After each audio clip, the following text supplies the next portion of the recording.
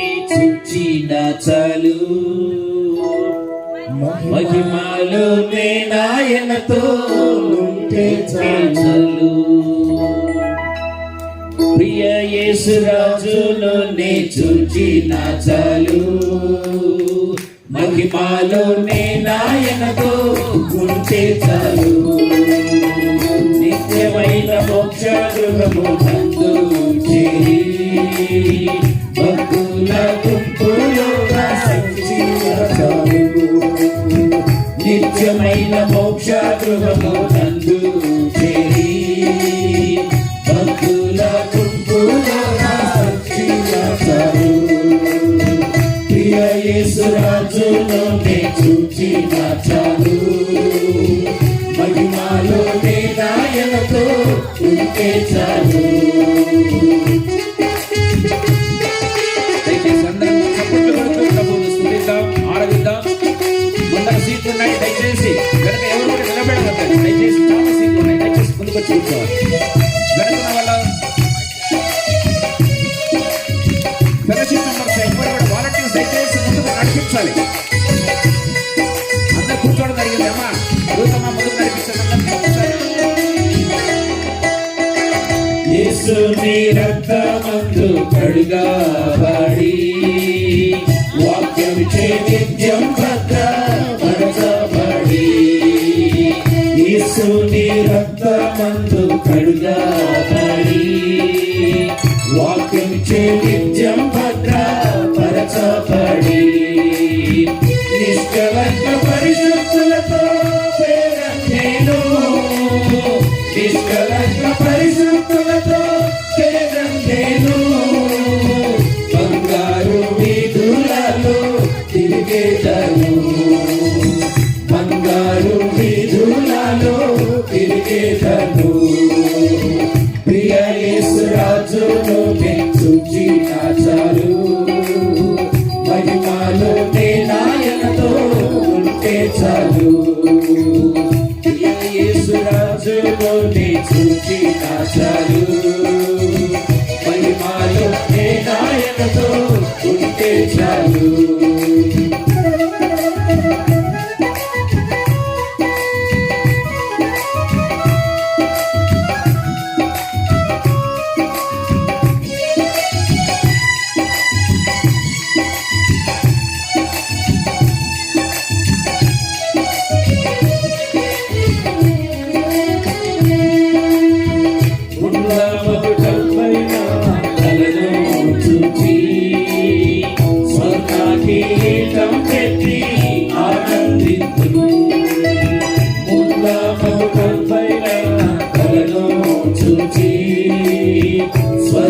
కిరీటం పెట్టి ఆనందించు. కొరడాతో కొట్టబడిన మీకు చూచి కొరడాతో కొట్టబడిన మీకు చూచి ప్రతి ఒక్క గాయమును ముద్దాడేదను ప్రతి ఒక్క గాయమును ముద్దాడేదను. ప్రియ యేసు రాజును నే చూచిన చాలు మహిమలో నాయనతో ఉంటే చాలు. ప్రియ యేసు రాజును నే చూచిన చాలు మహిమలో నాయనతో ఉంటే చాలు.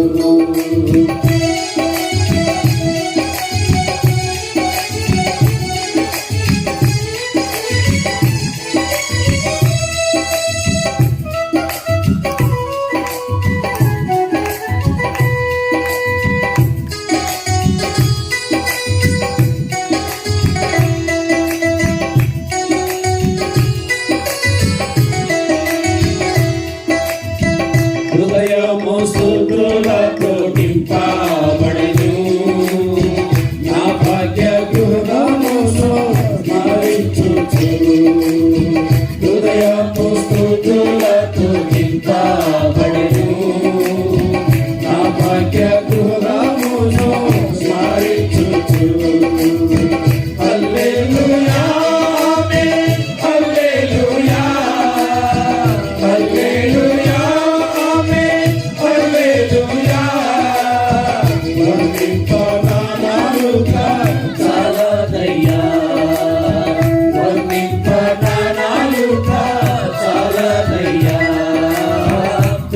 యేసు రాజులోనే చూచిన చాలు మహిమలోనే నాయనతో ఉంటే చాలు ప్రియ యేసు రాజులోనే చూచిన చాలు మహిమలోనే నాయనతో ఉంటే చాలు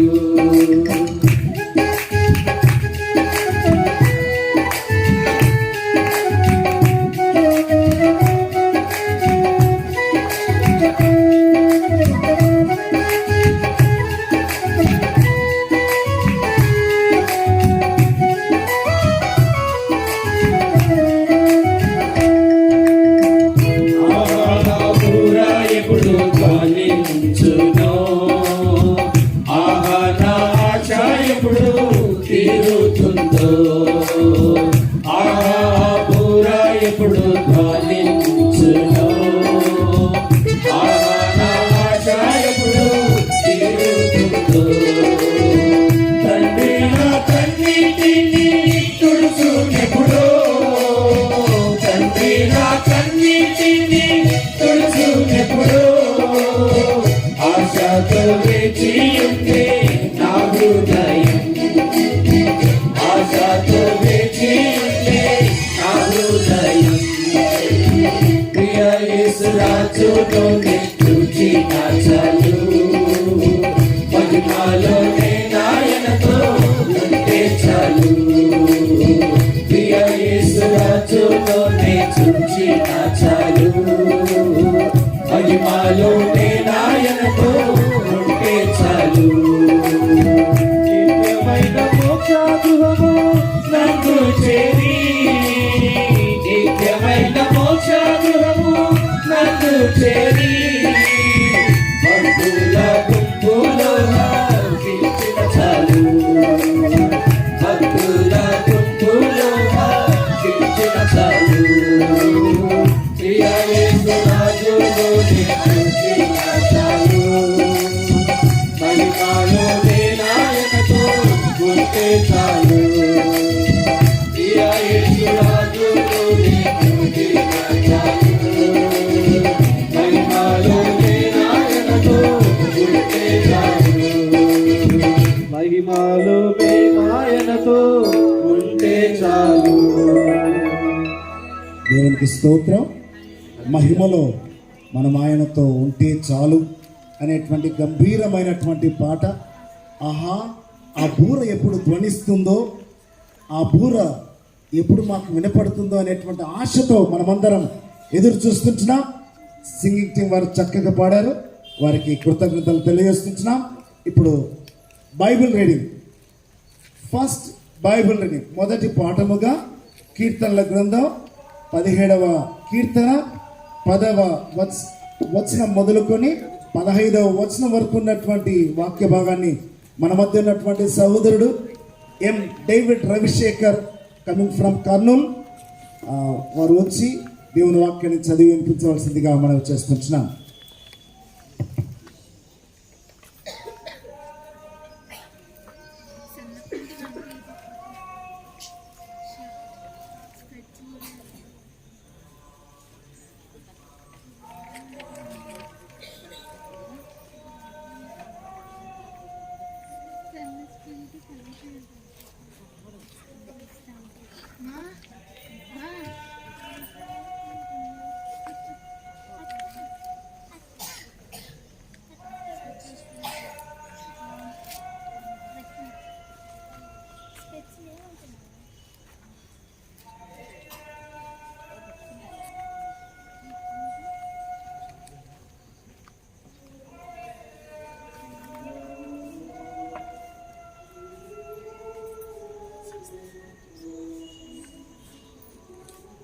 కీర్తనలు 17వ కీర్తన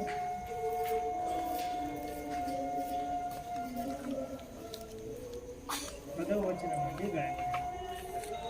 దేవుని వాక్యం.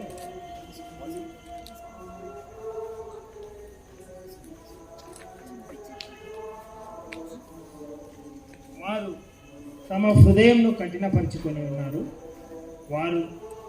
వారి నోరు గర్వంగా మాట్లాడు. మా అడుగుజాడలను గుర్తుపట్టి వారిప్పుడు మమ్మల్ని చుట్టుకొని ఉన్నారు. మమ్మను నేల కూల్చుటకు గురిచూచుచున్నారు. వారు చీల్చుటకు ఆతురపడు సింహం వలెను, చాటైన స్థలములలో పొందు కొదమ సింహం వలెను ఉన్నారు. యెహోవా లెమ్ము, వానిని ఎదుర్కొని వానిని పడగొట్టుము. దుష్టుని చేతిలో నుండి నీ ఖడ్గము నన్ను రక్షింపు, నీ ఖడ్గము చేత నన్ను రక్షింపు. లోకుల చేతిలో నుండి ఈ జీవిత కాలంలోనే తమ పాలు పొందిన ఈ లోకుల చేతిలో నుండి నీ హస్తబలం చేత నన్ను రక్షింపు. నీవు నీ దానములతో వారి కడుపు నింపుచున్నావు. వారు కుమారులు కలిగి తృప్తి నందుదురు, తమ ఆస్తిని తమ పిల్లలకు విడిచిపెట్టుదురు. నేనైతే నీతి గలవాడను, నీ ముఖ దర్శనం చేసేదను. నేను మేల్కొన్నప్పుడు నీ స్వరూప దర్శనంతో నా ఆశను తీర్చుకుందును.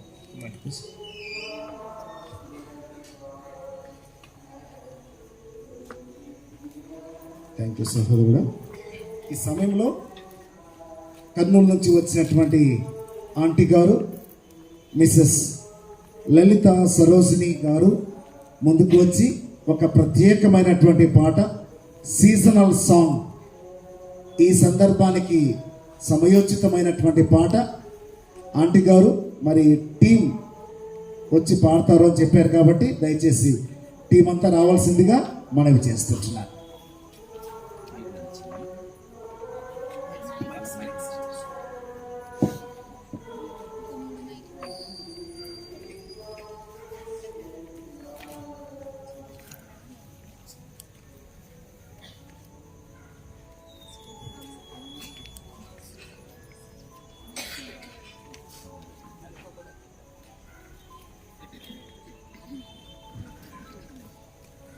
అందరూ నన్ను విడచినా నీవు నన్ను విడువనంటివే. అందరూ నన్ను విడచినా నీవు నన్ను విడువనంటివే. నా తల్లియో నీవే, నా తండ్రియో నీవే, నా తల్లి తండ్రి నీవే యేసయ్యా.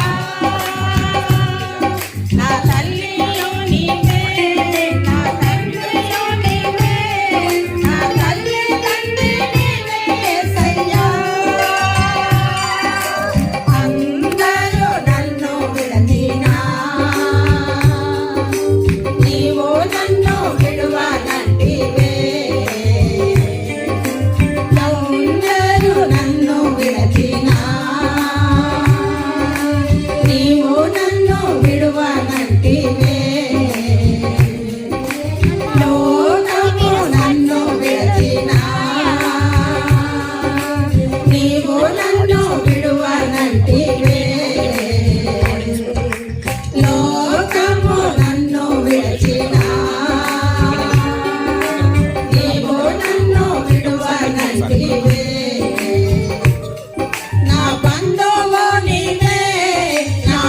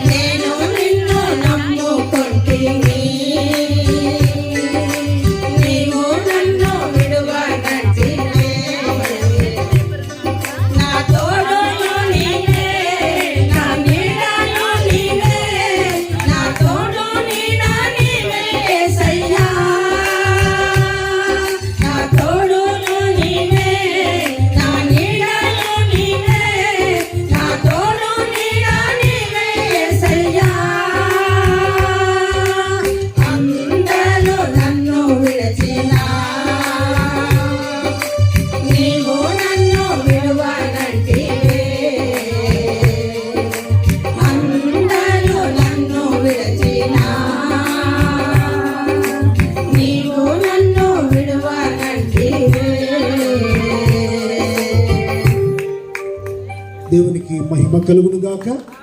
చక్కటి పాట, అనుభవాల నుంచి వచ్చినటువంటి పాట, అనుభవాలతో ఆదరణ కలిగించేటువంటి పాట పాడినటువంటి లలిత సరోజిని ఆంటీ గారికి, ఆమె బృందానికి మా అందరి పక్షంగా కృతజ్ఞతలు తెలియజేస్తున్నాం. ఈ సమయంలో దేవుని వాక్యాన్ని విన్నాం. రెండవ పాఠముగా సహోదరి మెహరున్నిసా ఆ సహోదరి వచ్చి దేవుని వాక్యాన్ని చదివి వినిపించవలసిందిగా మనవి చేస్తున్నాం.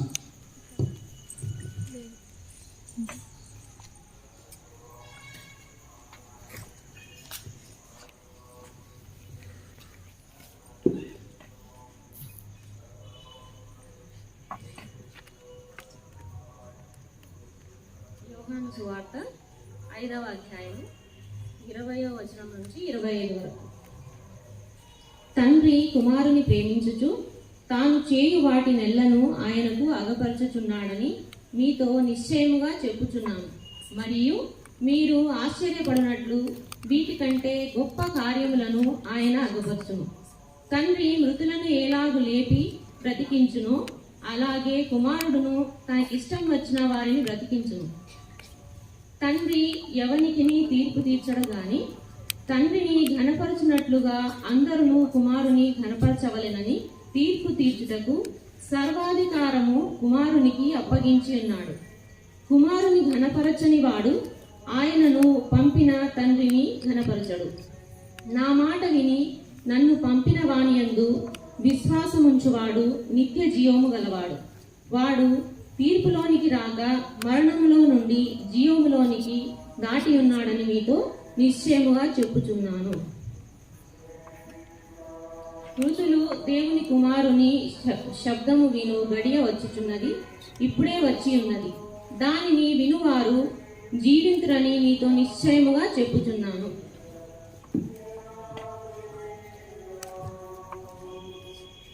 Thank you sister.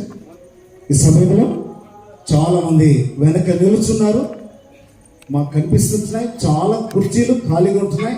ఒకవేళ ఎవరైనా బ్యాగులు పెట్టింటే తీసి మీ దగ్గర పెట్టుకోండి. వచ్చిన వారికి మీరు కుర్చీలు ఖాళీ చేసి ఇవ్వవలసిందిగా మనవి చేస్తున్నాను. దయచేసి ఎవరు నిలబడుకోవాల్సిన అవసరం లేదు. దండిగా చైర్స్ ఏర్పాటు చేయబడ్డాయి. మనము కాలం ప్రకారంగానే ముందుకు కల్పించినా మనమేమి డిలే కావడం లేదు. త్వరగా ముగించుకోవడానికి ప్రయత్నం చేద్దాం. ఈ సమయంలో దేవుడు చేసినటువంటి మేళ్లను, దేవుడు ఇచ్చినటువంటి ఆదరణను, సంవత్సరం పాటు దేవుడు చేసినటువంటి ఆ గొప్ప ఆదరణ, కలిగించిన గొప్ప ఆదరణను బట్టి కుటుంబ సభ్యులలో కుమారుడు, పెద్ద కుమారుడు సహోదరుడు సునీల్ విజయ్ కుమార్ మరియు అతని యొక్క టీం కలిసి ఒక మంచి పాట ద్వారా దేవుని స్తుతించాలని ఇష్టపడుతుంటున్నారు. వారు దేవుని స్తుతిస్తుండగా మనము దేవుని ఆరాధిద్దాం. Praise the lord. దేవుని నామానికి మహిమ కలుగును గాక. ప్రేమైన వాళ్ళరా, ఇది కొత్త పాట ఏం కాదు. అందరికీ సుపరిచితమైనటువంటి పాట, అందరికీ తెలిసినటువంటి పాట, చాలా ఈజీగా పాడేటటువంటి పాట. దయచేసి మీరందరూ కూడా నాతో కలిసి పాడాలని ప్రభు పేట మిమ్మల్ని కోరుతూ ఉన్నా. ప్రత్యేకంగా వందనం యేసయ్య అనేటప్పుడు దయచేసి అందరు కూడా చేతులెత్తి, దేవుడు మనకు చేతులు ఇచ్చాడు. సో దేవుని స్తుతిస్తూ ప్రతి ఒక్కరు కూడా చేతులెత్తి దేవుణ్ణి ఆరాధించాలని ప్రభు పేట మిమ్మల్ని కోరుతూ ఉన్నారు. అంకుల్ అంకుల్ అంకుల్ సెంటర్లో సార్.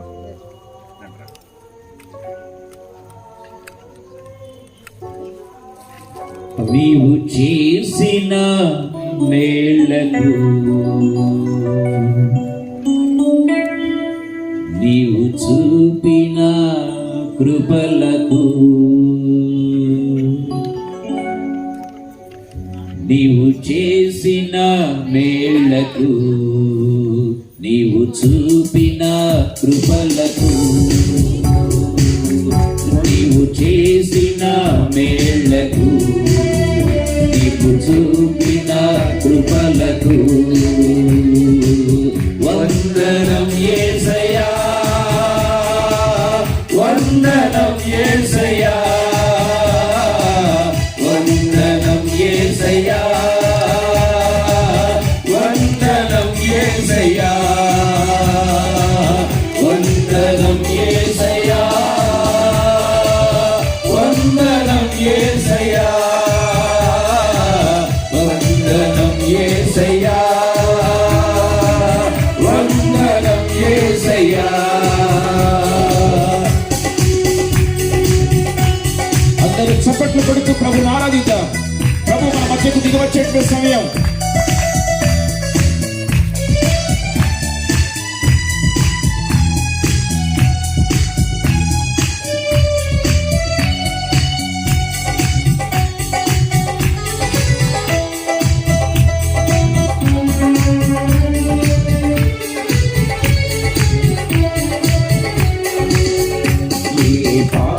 వాడనని నేను నన్నెంతగానో ప్రేమించావు అంచెలంచెలుగా హెచ్చించి నన్నెంతగానో దీవించావు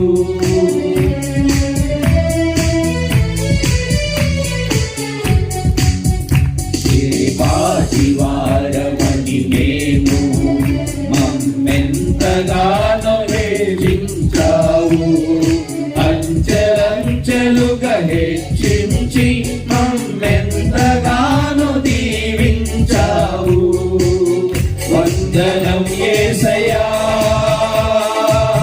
వందనం యేసయ్యా యేసయ్యా వందనం యేసయ్యా వందనం యేసయ్యా వందనం యేసయ్యా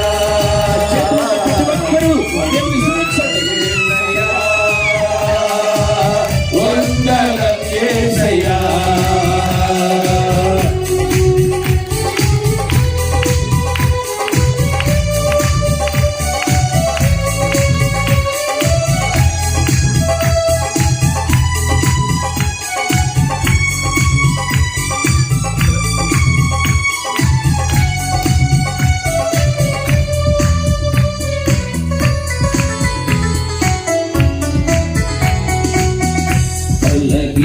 బలహీనుడనైన నన్ను నీవెంతగానో బలపరచావు క్రీస్తు మహిమైశ్వర్యములో ప్రతి అవసరమును తీర్చావు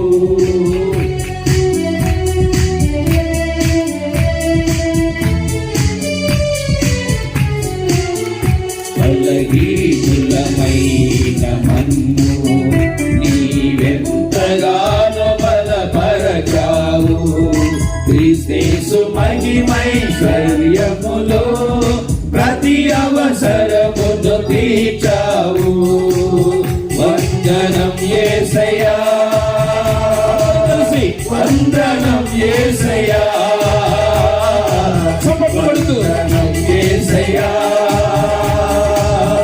వందనం యేసయ్యా వందనం యేసయ్యా వందనం యేసయ్యా వందనం యేసయ్యా వందనం యేసయ్యా వందనం యేసయ్యా వందనం యేసయ్యా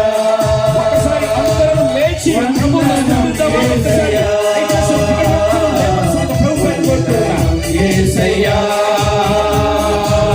వందనం యేసయ్యా వందనం యేసయ్యా చేతులెత్తి ప్రభువును స్తుతిద్దాం ఆరాధిద్దాం వందనం యేసయ్యా వందనం యేసయ్యా వందనం యేసయ్యా వందనం యేసయ్యా వందనం యేసయ్యా వందనం యేసయ్యా వందనం యేసయ్యా వందనం యేసయ్యా వందనం యేసయ్యా వందనం యేసయ్యా వందనం యేసయ్యా వందనం యేసయ్యా యేసయ్యా వందనం యేసయ్యా వందనం యేసయ్యా వందనం యేసయ్యా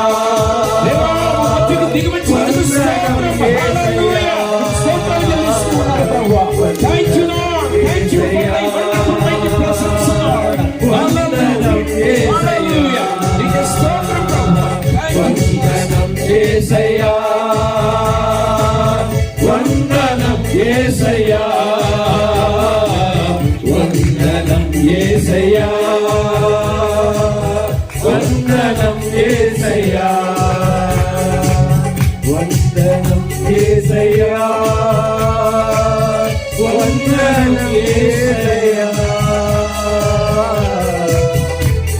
వందనం యేసయ్యా వందనం యేసయ్యా.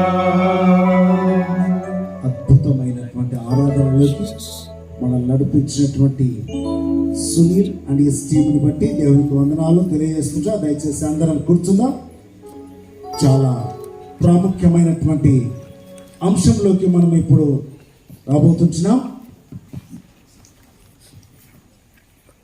ఆ వాక్య పరిచయకు ముందుగా మరొకసారి గుర్తు చేస్తున్నా, వెనకలో ఉన్నటువంటి వారు ముందర చైర్స్ చాలా మటుకు ఖాళీగా ఉంటున్నాయి. దయచేసి ముందుకు వచ్చి మీకోసం సిద్ధపరిచినటువంటి చైర్స్ని మీరు ఆక్యుపై చేయాలని మనవి చేస్తున్నాను. ఈ సమయంలో మన మధ్యకు కడప నుంచి కృప పరిచర్యల అధినేత మన మధ్యకు వచ్చారు. డాక్టర్ టిడి ప్రసన్న కుమార్ గారిని దేవుని వాక్య పరిచర్య చేయవలసిందిగా దేవుని నామం పక్షంగా ఆహ్వానిస్తున్నాను.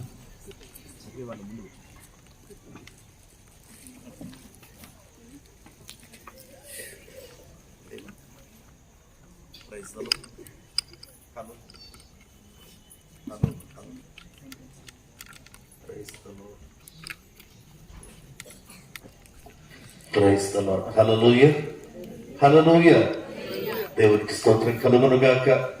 ప్రభువైన దేవుడు మనకిచ్చినటువంటి ఈ కృపా సమయాన్ని బట్టి దేవునికి నేను వందనాలు స్తుతులు తెలియజేస్తున్నాను. చాలా సందర్భాల్లో ఒక వ్యక్తి మరణించినప్పుడు లేదా ప్రభువునందు నిద్రించినప్పుడు ఆచారప్రదంగానే చేస్తాడు, కానీ ఒక సువార్తకుడిగా చేసేవాళ్ళు చాలా తక్కువ ప్రేమైన వాళ్ళ ఏదో ఒక ఆచారప్రదంగా చేస్తుంటారు. కానీ ఈరోజు ఒక సువార్తకుడిగా దీన్ని ఏర్పాటు చేయడం ఇది దేవుని కృప, పరిశుద్ధాత్మ యొక్క ప్రేరేపణ. మన జీవితంలో ఏ అకేషన్ కలిగినా దాన్ని సువార్త వేదికగా మార్చుకోవడం దేవుని యొక్క చిత్తం. సో దేవునికి స్తుతులు తెలియజేస్తూ దేవుని వాక్య పరిచయంలోనికి మనం వెళ్దాం. ప్రేమ గల పరిశుద్ధమైన మా తండ్రి, మహిమా స్వరూపైనటువంటి దేవ, మీరు ఇచ్చినటువంటి కృపా సమయమును బట్టి మీకు వందనాలు. దేవుని వాక్యాన్ని అందిస్తుండగా మీ ఆత్మ మా మీద బలముగా పరిచయనట్లుగా, మాలో బలముగా పరిచయనట్లుగా, ప్రభు మాలో ప్రతి ఒక్కరు క్రీస్తు పోలికలోనికి మార్చబడినట్లుగా సహాయం చేయమని ప్రార్థన చేస్తుంటున్నా. తండ్రి మీకు స్తుతులు తెలుపుతుంటున్నాం. మీ కృపకు మమ్మల్ని అప్పగించుకుంటున్నా. మీ దాసునిగా మీ కృపకు అప్పగించుకుంటున్నా. మీరు ఇచ్చిన అమూల్యమైన రక్షణకై తండ్రి మీకు వందనాలు తెలుపుతూ యేసు నామమందు అడుగుతున్నాము తండ్రి.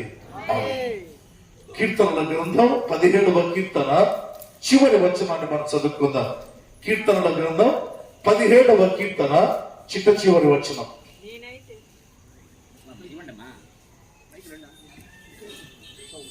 నేనైతే నీతి గలవాడనై నీ ముఖదర్శనము చేసేదను. నేను మేల్కొన్నప్పుడు నీ స్వరూప దర్శనముతో నా ఆశను తీర్చుకొందును. దావీదు అనేటువంటి భక్తుడు ఈ కీర్తన రాశాడు. అతడు అంటున్నాడు, నేనైతే అంటూ మేల్కొన్నప్పుడు నీ స్వరూప దర్శనముతో నా ఆశను తీర్చుకొందును అని తన యొక్క కోరిక, లేకపోతే తన శుభప్రదమైనటువంటి నిరీక్షణ గొప్ప భక్తుడైన దావీదు అంటున్నాడు. ప్రేమైన వాళ్ళ చాలా సందర్భాల్లో దేవుని బిడ్డలు ప్లాన్ చేస్తా ఉంటారండి. ఈ మధ్య నిన్న దినం ఒక యవనస్తుడు మా ఇంటికి ప్రేయర్కి వచ్చాడు. అతడు ఏమని వచ్చాడంటే, అంకుల్ నేను ఒక కారు కొన్నాను, ప్రార్థన చేస్తానికి రండి అన్నాడు. సరే నేను వెళ్ళి కిందికి వెళ్ళి ప్రార్థన చేశాను. అంతకు ముందు ఒక 2 సంవత్సరాల కిందట నాకు ఒక జాబ్ కావాలి, ప్రార్థన చేయండి అన్నాడు. అంతకు ముందు కొన్ని సంవత్సరాల కిందట బీటెక్ లో పాస్ కావాలి, ప్రార్థన చేయండి అన్నాడు. అంటే బీటెక్ లో చేరడానికి ప్రార్థన, బీటెక్ లో చేరిన తర్వాత జయము కావాలి అని ప్లాన్ చేస్తారు. జయం వచ్చిన తర్వాత ఉద్యోగం కావాలి అంటారు. ఉద్యోగం వచ్చిన తర్వాత మ్యారేజ్ కావాలి అంటారు. మ్యారేజ్ తర్వాత సాఫ్ట్వేర్ ఇంజనీర్ ఒక కారు కొన్నాడు. అంటే ప్రతి ఒక్కరు వాట్ నెక్స్ట్, తర్వాత ఏంటి అనేటువంటిది ఖచ్చితంగా ఆలోచన చేస్తారు. అంతే కదా, ఈ లోకంలో ఉండే ఎవరైనా కూడా దీని తర్వాత ఏంటి అనేది ఒకటి ఆలోచన చేస్తారు. కానీ భక్తుడైన దావీదు దేని గురించి ఆలోచన చేస్తున్నాడంటే, ఈ లోకమే కాదు, 17వ కీర్తనలో ఒక మాట అన్నాడు, ఈ లోకమందు మాత్రమే పాలు పంపులు కొందరు ఉన్నారు, వారు అవివేకులు. అయితే ఈ దావీదు అంటున్నాడు, నేను చనిపోతాను, కొన్ని వేల సంవత్సరాల తర్వాత తిరిగి మేలుకొంటాను, మేలుకొనే సమయంలో యేసు ప్రభువా నీ స్వరూప దర్శనాన్ని చూస్తాను అంటున్నాడు. ఎంతమంది ఇది ప్లాన్ చేసే వాళ్ళు ఉన్నారండి? ఒకసారి ఆలోచన చేయండి. ఇదిగో నా కుమారుడు పుడతాడు, టాప్ స్కూల్లో చదివిస్తారు, ఇంటర్నేషనల్ స్కూల్లో చదివిస్తారు, అదైపోయిన తర్వాత అమెరికా పంపిస్తారు, అదైన తర్వాత ఇంకొకటి. అయితే అక్కడికే అయితే దావీదు అనేటువంటి ఈ భక్తుడు ఏం ప్లాన్ చేస్తున్నాడు? చక్కగా అంటున్నాడు, ఈ లోకానికే కాదు నా ప్లానింగ్, ఈ లోకానికే కాదు నా నిరీక్షణ. అయితే నా యొక్క నిరీక్షణ ఏంటి? నేను చనిపోయిన తర్వాత after some thousands of years, వేల సంవత్సరాల కిందట మళ్ళీ నేను మేలుకుంటా. మేలుకొనినప్పుడు నీ స్వరూప దర్శనముతో, ఎంత ఆశంట దావీదుకు, ఆత్మచేత నింపబడ్డాడు, దేవుణ్ణి చూచాడు, ముఖాముఖిగా దేవుడితో మాట్లాడాడు, అనేక కీర్తనలు, ప్రవచన కీర్తనలు కట్టాడు. అయితే తన ఒక కోరిక, తన జీవితంలో దేవుణ్ణి ముఖాముఖిగా చూడాలి. ఎప్పుడు జరుగుతుంది? నేను మేల్కొంటాను, చనిపోతాను, మేల్కొంటాను, నీ స్వరూప దర్శనముతో నాకొక్క కోరిక ఉంది దేవా, I want to see you అంటున్నాడు. ఏంటి ఆ కోరిక? సౌలు సింహాసనము కంటే, ప్రభువుల వల్ల యెరూషలేములోని ఆ సింహాసనము కంటే దావీదు ఏం కోరుతుంటున్నాడు మనం గమనిస్తే, a day has to come, నా జీవితంలో ఒక రోజు రావాలి, దేవాన్ని స్వరూప దర్శనముతో నా ఆశ ఉంది, నాకు ఒక కోరిక ఉంది, I want to see you face to face. పాత నిబంధనలో కూడా మృతులు మేలుకుంటారు అనేటువంటి భాగాలు చాలా తేటగా ఉన్నాయి. దానియేలు గ్రంథం 12వ అధ్యాయం 2వ వచనాన్ని మనం చూద్దాం. దానియేలు 12:2. మరియు సమాధులలో నిద్రించు అనేకులు మేలుకొనెదరు, కొందరు నిత్య జీవము అనుభవించుటకును, కొందరు నిందపాలగుటకును, నిత్యముగా హేయులగుటకును మేలుకొందురు. ఇక్కడ చూడండి, కొందరు మొత్తం మీద అందరు. ఆ యొక్క దానియేలు ద్వారా దేవుడు మాట్లాడుతుంటున్నాడు. మేలుకొనేటువంటి రోజు ఒకటి ఉంది అంటే అర్థం ఏంటి? చనిపోయినటువంటి వాళ్ళు మేలుకొనేటువంటి రోజు. కొందరు నిత్య జీవము పొందేదానికి మేలుకుంటారు, కొందరు నిత్యము హేయులయ్యేదానికి. దేవుడికి ఎప్పటికీ ఇష్టపడాడు అటువంటి ఒక జీవితం పొందేదానికి మరికొంతమంది మేలుకుంటారు. ఇంతకు మేలుకోవడం షో. ఒక వ్యక్తి చనిపోయిన తర్వాత, ఒక 100 సంవత్సరాల తర్వాత కావచ్చు, లేదా 1000 సంవత్సరాలు ఎప్పుడు ఉంటుందో ఆ యొక్క ప్రభు యొక్క రాకడ మనకు తెలియదు. ఇప్పుడైతే ఒకవేళ ఫ్యూ డేస్ కావచ్చు, కొద్ది నెలలు కావచ్చు. నేను మేలుకొన్నప్పుడు అని దావీదు అనే సమయానికి కొన్ని వేల సంవత్సరాల కిందట, ఇప్పుడైతే మనం కొద్ది రోజులలో కావచ్చు, సంఘమెత్తబడినటువంటి సమయం. మేలుకొన్నప్పుడు ప్రభు యొక్క స్వరూప స్వభావ దర్శనముతో నా ఆశను తీర్చుకుంటానంటున్నాడు. ఇంకా చూడండి, ఇంకొక కీర్తన చూద్దాం. కీర్తనల గ్రంథం 90వ కీర్తనలోనికి వెళ్దాం. అక్కడ 3వ వచనాన్ని మనం చదువుకుందాం. నీవు మనుషులను మంటికి మార్చుచున్నావు, నరులారా తిరిగి రండని నీవు సెలవిచ్చుచున్నావు. చూడండి, మోషే ఎన్ని వేల సంవత్సరాల కిందట ఉండినాడు. అప్పుడే పరిశుద్ధాత్మ దేవుడి అవగాహన తెచ్చాడు. మృతులు లేస్తారు అని ఒక భక్తుడు చెప్పాడు. కొందరు జీవ పునరుత్థానం, మరికొందరు తీర్పు పునరుత్థానానికి లేస్తారు. దానియేలు అన్నాడు లేస్తారని చెబుతుంటే మోషే అన్నాడు దేవుడే లేపుతాడంట. ఒక రోజు ఉందంట, ఆ రోజు చనిపోయినటువంటి వారి నరులారా తిరిగి రండని దేవుడు సెలవిస్తాడు. ఎవరు సెలవిస్తారు? దేవుడు సెలవిస్తాడు. మళ్ళీ చదువుకుందాం ఆ కీర్తన 90 వచనం 3. నీవు మనుషులను మంటికి మార్చుచున్నావు, నరులారా తిరిగి రండని నీవు సెలవిచ్చుచున్నావు. దేవుడు పిలుస్తాడంట ఎవరిని? చనిపోయినటువంటి వాళ్ళు. ఎంతమంది చనిపోయారో అందరినీ ఒకరోజు దేవుడు పిలుస్తాడు. ఒకరోజు అంటే 2 డిఫరెంట్ అకేషన్స్ అండి. రక్షించబడినటువంటి వారు ఒక దినం, రక్షణ పొందని వారు 1000 సంవత్సరాల తర్వాత ఇంకొక దినం ఏమైతుంది? దేవుడు పిలుస్తాడు. బైబిల్లో రాయబడింది. ఎవరు ఈ దేవుడు? యోహాను సువార్త 5వ అధ్యాయం 25వ వచనాన్ని మనం చూద్దాం. యోహాను సువార్త 5వ అధ్యాయం 25వ వచనం. మృతులు దేవుని శబ్దము విను గడియ వచ్చుచున్నది, ఇప్పుడే వచ్చి ఉన్నది. దానిని వినువారు జీవింతురని మీతో నిశ్చయముగా చెప్పుచున్నాను. Praise the Lord. చూడండి, మృతులు దేవుని శబ్దం. మరొక చోట రాయబడింది, మృతులు దేవుని కుమారుని శబ్దం వినేటువంటి గడియ వచ్చింది. ఎవరా దేవుడు? దేవుని కుమారుడే దేవుడు అంటున్నాడు. యేసు ప్రభువే దేవుడు అంటున్నాడు. ఈ మృతులు ఎంతమంది ఉన్నారు? అందరూ కూడా యేసు ప్రభు స్వరం వింటారంట. ఆ స్వరం విన్నప్పుడు ఆ లోతులకు నేను వెళ్ళడం లేదు. రక్షించబడినటువంటి వారు మాత్రం ఏంటి? జీవ పునరుత్థానానికి వెళ్తారు. రక్షణ లేనటువంటి వారు తీర్పు పునరుత్థానం అంటారు, లేదా నిత్యమైన కీడును అనుభవించడానికి వెళ్ళడం ప్రారంభిస్తారు. ప్రవీణ వారులారా, ఈ చనిపోయిన వారు రక్షించబడినటువంటి వారి సంగతి కొద్దిగా మనం చూద్దామా? బైబిల్లో చూస్తే మార్కు సువార్త 12వ అధ్యాయం 26 నుంచి మనం చదువుకుందాం. మార్కు 12:26 నుంచి. వారు లేచెదరని మృతులను గూర్చిన సంగతి మోషే గ్రంథమందలి పొదను గురించిన భాగంలో మీరు చదవలేదా? ఆ భాగంలో దేవుడు, నేను అబ్రహాము దేవుడను, ఇస్సాకు దేవుడను, యాకోబు దేవుడనని అతనితో చెప్పాను. ఇక్కడ యేసు ప్రభు చాలా చక్కగా చెప్తున్నాడు. ఎవ్వరికి కూడా అటువంటి అవగాహన రాదండి. ఆ యొక్క మండుచున్న పొద దగ్గర దేవుడు మాట్లాడాడు మోషేతో. అబ్రహాము దేవుణ్ణి అన్నప్పుడు కొన్ని వందల సంవత్సరాల కిందట జీవించిన అబ్రహాము దేవుడు కాదట, ఆయన సజీవుల దేవుడు. అంటే ఏంటి? ఇప్పుడు అబ్రహాము ఆ లోకంలో ఉన్నాడు.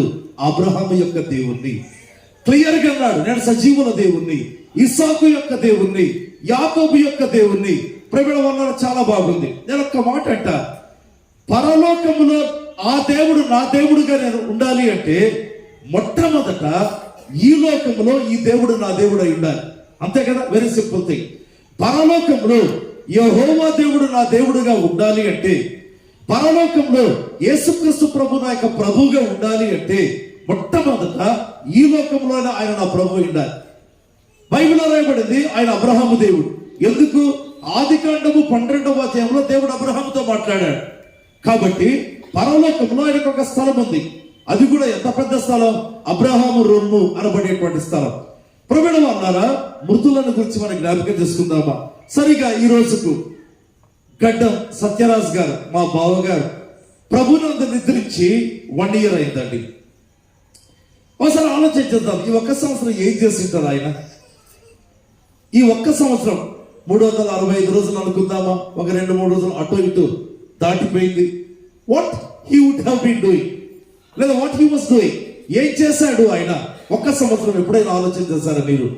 ప్రేమల వల్ల నేను చెప్పగలను ధైర్యంగా, ఇప్పటికి పరలోకంలో ఆయనకు ఒక 1% ఎక్స్పీరియన్స్ కూడా వచ్చిండదండి. 1% ఎక్స్పీరియన్స్ కూడా వచ్చిండదు. ఆదాముతో కలిసింటాడు అనుకుందాం.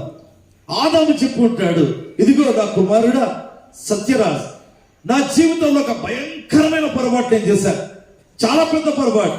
నేను చేసినటువంటి పొరపాటు ద్వారా ఈరోజు కోట్ల మంది మానవులు పాపంలో ఉన్నారు. ఇంత ఘోర పాపినైన నన్ను ప్రేమించి నన్ను తన యొక్క వస్త్రముతో కప్పి తిరిగి నన్ను చేర్చుకున్నాడు. అవునా, ఇంత ప్రేమగల దేవుడా? ఇద్దరు కలిసి స్తుతిస్తారండి. తర్వాత హవ్వ అంటుంది, ఆదాము కాదు చేసింది, మొట్టమొదట నేను అంత భయంకరమైన పాపం చేశాను. నా పాపము ద్వారా ఈనాడు నా కుమారులు నా కుమార్తెలు ప్రపంచంలో ఎన్ని వేల కోట్ల మంది ఉన్నారు, వాళ్ళందరి పతనానికి నేను కారణం. అయినా ఆయన ప్రేమించి జీవము గల తల్లి అని నాకు పేరు పెట్టాడు. ఒక్కొక్కరు యేసు ప్రభు యొక్క ప్రేమను గురించి చెబుతా ఉంటారండి. ఒక్కొక్కరు ఆలోకంలో ఏం జరుగుతుంది, ఒక్కొక్కరు దేవుడితో తమ అనుభవాలు. ఒకవేళ యోనా అంటాడు, ఆ దేవుడు నన్ను ఆత్మచేత నింపాడు, ఆత్మచేత అభిషేకించాడు, అయినా నేను దారి తప్పి చివరికి సముద్రంలోకి పోయి పడితే తిరిగి మళ్ళీ నన్ను చేర్చుకున్నాడు. ప్రేమ గల దేవుడు. ఒక్కొక్కరు పరలోకంలో ఒకే సాక్ష్యం చెప్పమంటారా? నన్ను దేవుడు తిరిగి చేర్చుకున్నాడు అని చెప్తారు. ప్రతి ఒక్కరు ఆదాము గారి వంటి ప్రసన్న కుమార్ ఆలోకానికి వెళ్ళిన ఒకటే మాట ఆయన సాక్ష్యం చెప్పగలడు, నేను దారి తప్పినప్పుడు దేవుడు నన్ను చేర్చుకున్నాడు. యోనా కానీ లేకపోతే మరియొకరు కానీ మోషే ప్రబిడ వాళ్ళారా ఆ కనాను దేశంలో నేను ప్రవేశించలేకపోయాను. ప్రేమ గల దేవుడు కానీ ఈ పరమకణంలో నన్ను చేర్చుకున్నాడు. ప్రతి ఒక్కరి సాక్ష్యం అది. నన్ను క్షమించి నన్ను చేర్చుకున్నాడు. పరలోకంలో ఉన్న ప్రతి ఒక్కరికి అదే సాక్ష్యం ప్రేమిన వాళ్ళారా. ఈ రోజు నేను అడుగుతున్నాను ఒక్కొక్కరిని, మీ జీవితంలో ఇప్పుడు ఈ సాక్ష్యం ఉందా? నన్ను దేవుడు క్షమించి చేర్చుకున్నాడు అనేటువంటి సాక్ష్యం ఉందా అని అడుగుతున్నారు. అటువంటి సాక్ష్యం ఉంటేనే ఆ లోకంలో అటువంటి సాక్ష్యం చెప్పగలరు. ఆ సాక్ష్యం లేకపోతే ఆ లోకంలో అటువంటి సాక్ష్యం చెప్పలేదు. ప్రభు అంటున్నాడు, నేను అబ్రహాము దేవుణ్ణి, ఇస్సాకు దేవుణ్ణి, యాకోబు దేవుణ్ణి అని చెప్పాడు కదా దేవుడు. What does it mean? దాని అర్థం ఏంటి? ఆయన సజీవుల దేవుడు అన్నాడు. ఈ లోకంలో వాళ్ళు దేవునిలో సజీవులు కాబట్టి పరలోకంలో సజీవులు. ఎందుకు పరలోకంలో వాళ్ళ సజీవులు అంటే ఈ లోకంలో వారు దేవునిలో సజీవులు కనుక ఎవరైతే ఈ లోకంలో దేవునిలో సజీవులై ఉంటారో ప్రజల వాళ్ళారా వారే పరలోకంలో ఆ యొక్క నిత్యమైనటువంటి జీవములో ఉంటారు. ఈరోజు మనం ఆలోచన చేయాలి. ఎందుకు చెప్తున్నానంటే అనేక సందర్భాల్లో మన జీవితాల్లో చాలా దుఃఖకరం, చాలా బాధాకరం. ఒక మరణమైంది, ఒక వ్యక్తి మరణించాడు, ఒక వ్యక్తి పాతి పెట్టబడాలి, రోజులు చూస్తుంటారు. అదేదో బైబిల్లో ధర్మశాస్త్రంలో రాసినట్టుగా ఆచారాలు పాటిస్తుంటారు. కానీ అసలు వాట్ నెక్స్ట్ అనేటువంటిది, దీని తర్వాత ఏముంది అనేటువంటిది ఎవరు ఆలోచన చేయాలి. దావీదు అంటున్నాడు, నేనైతే మేల్కొనున్నప్పుడు. చూడండి తిరిగి కీర్తన 17వ అధ్యాయం 15వ వచనాన్ని మనం చూద్దాం. నేనైతే నీతి గలవాడనై నీ ముఖదర్శనం చేసేదను, నేను మేల్కొన్నప్పుడు నీ స్వరూప దర్శనంతో నా ఆశను తీర్చుకొందును. ఆమె ఎంత కాన్ఫిడెన్స్ అండి. నేను ఎక్కడికి పోతాను, చనిపోతే అక్కడికా ఇక్కడికా అనేటువంటి డౌట్ లేదు దావీదుకు. ఎంత తేటగా అంటున్నాడు, నేను మేల్కొన్నప్పుడు. అదే అండి రక్షణ నిశ్చయత. ఒక వ్యక్తి జీవితంలో ఆ నిశ్చయత లేకపోతే యు ఆర్ మిజరబుల్ ఫెయిల్యూర్ అని చెప్తుంటున్నారు. ఎందుకంటే ప్రభు రక్తాన్ని నమ్మలేకపోతే ఇక దేన్ని నమ్మగలం? యేసు ప్రభు మన కొరకు రక్తాన్ని కార్చాడు. ఆ రక్తాన్ని నమ్మకపోతే మనం దేన్ని నమ్మగలం? అయితే దావీదు ఒక్క మాట అన్నాడు, చెప్పమంటారా? కీర్తన 17:15లో నేనైతే అంటున్నాడు. అంటే ఇంతమంది ప్రజలలో నా మట్టుకైతే ఒక అనుభవం ఉంది, ఒక అనుభవం ఉండబోతుంది. అంటే ఈ లోకములో కొందరికి ఈ అనుభవం ఉంటుంది. దావీదు అంటున్నాడు, నేనైతే మేల్కొన్నప్పుడు నీ స్వరూప దర్శనముతో నా ఆశ తీర్చుకుంటా. నేనైతే ఆ మాట జాగ్రత్తగా చూడండి. అతనికి అనుభవం ఉంది, అటువంటి అనుభవం లేని వారు కూడా ఉన్నారు. అతనికి ఆ నిరీక్షణ ఉంది దావీదుకు, అటువంటి నిరీక్షణ లేని వారు కూడా ఉన్నారు ప్రేమ వాళ్ళారా. ఇప్పుడు ఈ జాబితాలో ఏ జాబితాలో మనం ఉన్నాం? క్యాన్ యూ కాన్ఫిడెంట్లీ సే, నేనైతే మేల్కొన్నప్పుడు దేవా నీ స్వరూప దర్శనముతో నా ఆశను తీర్చుకుంటాను అని చెప్పగలమా? నేను ప్రభు ఆ యొక్క లోకంలో ప్రభును కలుసుకుంటాను, ప్రభును ముఖాముఖిగా చూస్తాను, యేసయ్యను నేను చూస్తాను. ఆ దావీదు అంటున్నాడు, ప్రభువా నీ యొక్క స్వరూప దర్శనముతో. ఏంటంటే దావీదుకు కోరిక, అతనికి కావాలంటే షారోను మేత పొలాలు చూడవచ్చు. చాలా అందమైనటువంటి షారోను మేత పొలాలు ఉన్నాయండి, అందంగా ఉంటుంది. ఆ డిజైర్ లేదంట. లేకపోతే ఒక మంచి మల్ల యుద్ధ వీరుణ్ణి పిలిపించి రైట్ ఒకసారి ఒక మల్ల యుద్ధం చేసి చూద్దాం అంటే ఎంతమంది లేరు. అయితే దావీదుకు ఈ లోక సంబంధమైన డిజైర్ లేదు, కోరిక లేదు. అయితే ఒక కోరిక ఉంది, ఒక రోజు వస్తుంది నేను మేలుకుంటాను, ఒక రోజు వస్తుంది నేను మేలుకుంటాను. ఆ మేలుకోనేటువంటి టైం ఏంటంట, చనిపోతారు, పాతి పెట్టబడతారు. ప్రాబబ్లీ ఒక 100 సంవత్సరాల, 1000 సంవత్సరాల, 2000 సంవత్సరాల మనకైతే తెలియదు. ఇప్పటి నుంచి అయితే చాలా తక్కువ టైం. దావీదు అంటున్నాడు, అది ఎప్పుడైనా ఒకరోజు నేను మేలుకుంటా. మేల్కొన్నప్పుడు నేనైతే, చాలా జాగ్రత్తగా చూడండి, నేనైతే. ప్రతి ఒక్కరి మాటను ధ్యానించండి. నేనైతే అంటే అటువంటి నిరీక్షణ లేని వారు కూడా ఉన్నారు. ఎంత డేంజర్ అండి, ఎంత డేంజర్ ప్రేమిన వాళ్ళ. ఇందాక నేను చెప్పాను, అతని పేరు మదన్ మోహన్, బోనం మదన్ మోహన్ అనే వ్యక్తి. మొట్టమొదటి చదువుకోవాలనుకున్నాడు, తర్వాత ఉద్యోగం కావాలనుకున్నాడు, దాని తర్వాత పెళ్లి చేసుకోవాలనుకున్నాడు, తర్వాత కారు కొనాలనుకున్నాడు. అన్ని బాగానే ఉన్నాయి ప్లానింగ్. మన జీవితంలో ఇక్కడికే ప్లాన్ చేస్తున్నాం కానీ దావీదైతే అక్కడికి ప్లాన్ చేస్తా ఉన్నాడు. మేలుకోనేటువంటి టైం ఒకటి ఉంది. చనిపోయి దేవుడు పిలిచినప్పుడు మృతులు దేవుని కుమారుడి శబ్దం వినేటువంటి ఆ గడియ వస్తుంది. అప్పుడు దావీదు అంటాడు కదా, నేను దేవుడిని చూస్తానంటున్నాడు. ప్రియ దేవుని జనాంగమా, మన ఆత్మలో ఒక పరిశీలన చేసుకోవాలి. ఏంటంటే, do we have hope for eternity? నిత్యత్వము నిమిత్తమైన నిరీక్షణ అనేది ఒకటి ఉందా? నా జీవితంలో ఒక ఎక్స్పీరియన్స్ నేను చెప్తా. ఏంటంటే, ఒక ప్రముఖుల ఇంటికి నేను వెళ్ళాను. చాలా రిచ్ పీపుల్ అండి, రాజకీయంగా, ఆర్థికంగా, వ్యాపార పరంగా. ఆ ఇంటికి నేను వెళ్ళినప్పుడు వాళ్ళ ఇల్లు చూశాను, నా కళ్ళు చెదిరిపోయాయి. అంత ఖరీదైనటువంటి ఇల్లు, అంత ఖరీదైనటువంటి భవనం. నేను చూసి అనుకున్నాను, ఇంత ఖరీదైనటువంటి భవనం కూడా ఈ లోకంలో మనుషులు కట్టించుకుంటారా అనుకున్నాను. ఓకే, ఆ విజిట్ అయిపోయింది. మళ్ళీ కొద్ది కాలానికి ఆ ఇంటికి వెళ్ళాను. చూస్తే అది మామూలుగా కనిపించింది. అది నా మొదటిసారి చూచినప్పుడు ఎంత గొప్పగా, ఎంత గంభీరంగా, ఎంత వైభవంగా కనిపించిందో, రెండవసారి చూచినప్పుడు మామూలుగా అనిపించింది. ఈ లోకంలో ఏదైనా కూడా కొద్ది కాలమే వైభవం, కొద్ది కాలమే దాని యొక్క ప్రభావం. అయితే ఒక లోకం ఉంది ప్రవీణ వాళ్ళారా, జీవ జల నదులు ప్రవహించేటువంటి లోకం. మన జీవితంలో we have to plan in such way. దేని కొరకు? ఈ లోకంలో ఎలా ప్లాన్ చేస్తాము, జీవితం తర్వాత కూడా ఒక ప్లాన్ అనేటువంటిది అవసరం. సరే అండి, కీర్తన 17:15లో దావీదేమన్నాడు? నేనైతే అన్నాడు. మేలుకొన్నప్పుడు దేవుని యొక్క స్వరూప స్వభావ ప్రభావ దర్శనాన్ని చూస్తాను అన్నాడు. ఎందుకు అనుభవం వచ్చిందండి? ఎందుకు ఆ నిరీక్షణ వచ్చింది? అందరికీ వస్తుందా నిరీక్షణ? దారిన పోయే ప్రతి ఒక్కరికి వస్తుందా నిరీక్షణ? ఈ లోకంలో జీవించే ప్రతి ఒక్కరు చెప్తారా, నేను చనిపోతాను, చనిపోయిన తర్వాత లేస్తారు, లేచినప్పుడు యేసు ప్రభువుని చూస్తానని చెప్పగలరా? ఎందుకు దావీదు చెప్పగలిగాడు?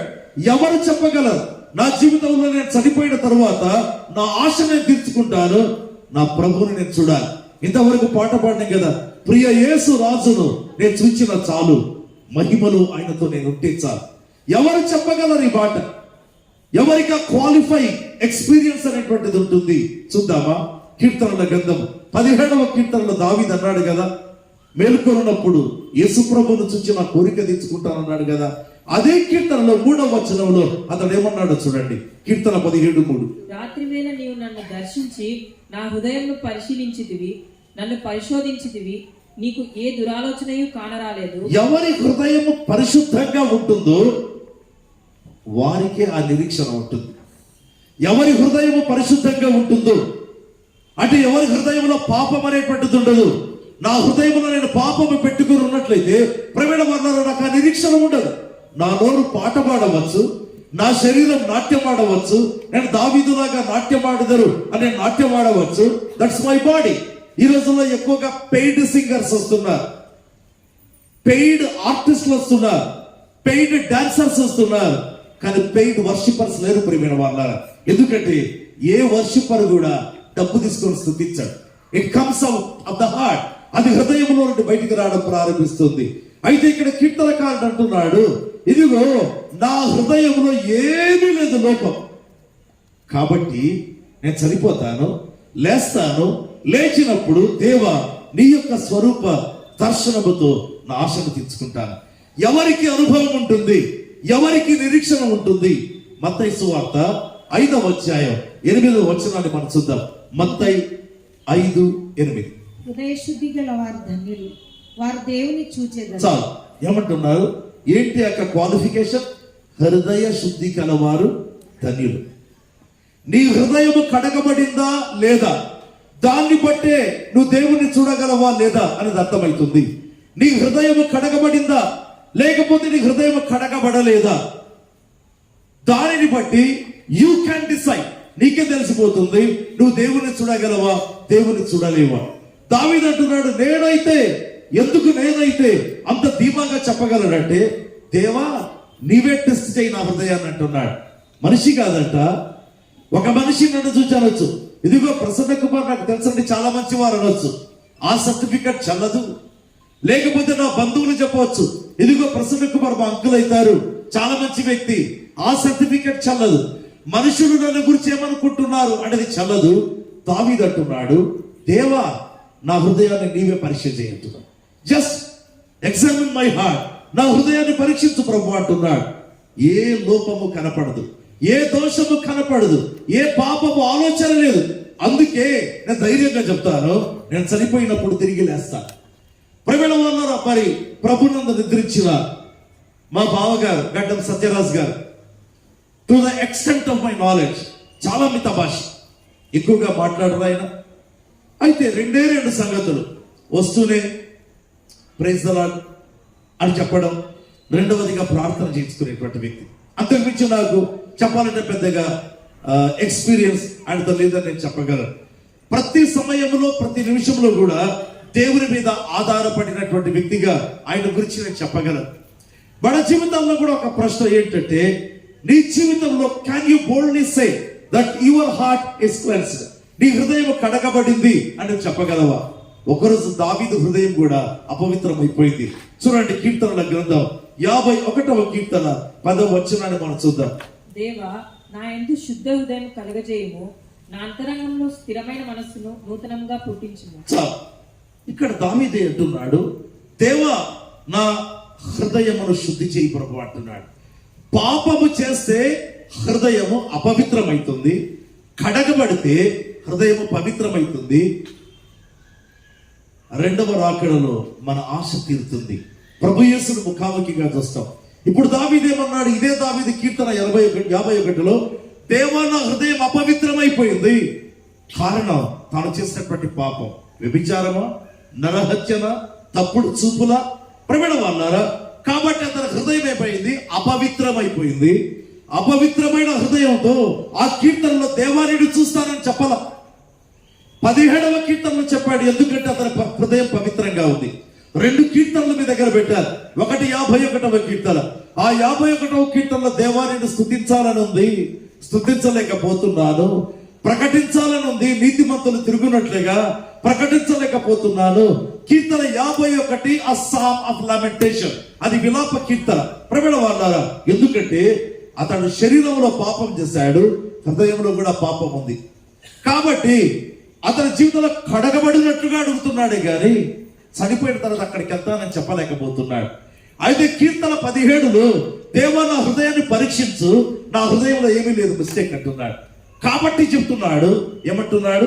నేనైతే మేలుకొనున్నప్పుడు నీ స్వరూప దర్శనముతో నా ఆశను తీర్చుకుంటాను అంటున్నాడు. ప్రియమైన దేవుని బిడ్డలారా, ఒకసారి మనం ఆలోచన చేద్దామా? 2 థింగ్స్. కడగబడితే హృదయం ఎలా ఉంటుంది, కడగబడకపోతే ఎలా ఉంటుంది? కడగబడిన హృదయమే రక్షణ, కడగబడని హృదయం చాలా డేంజరస్ అండి. బైబిల్లో ఉంది కదా, హృదయం అన్నిటికంటే మోసకరమైనది, ఘోరమైనది, వ్యాధి కలిగింది. అది అంత ఈజీగా బయటపడదంటే ఆ హృదయంలో పాపం ఉందా లేదా అనేది. సో పరిశుద్ధాత్మ యొక్క కాంతిలోనే, దేవుని యొక్క వాక్యపు వెలుగులోనే మన హృదయ రహస్యాలు బయటపడడం ప్రారంభిస్తాయి.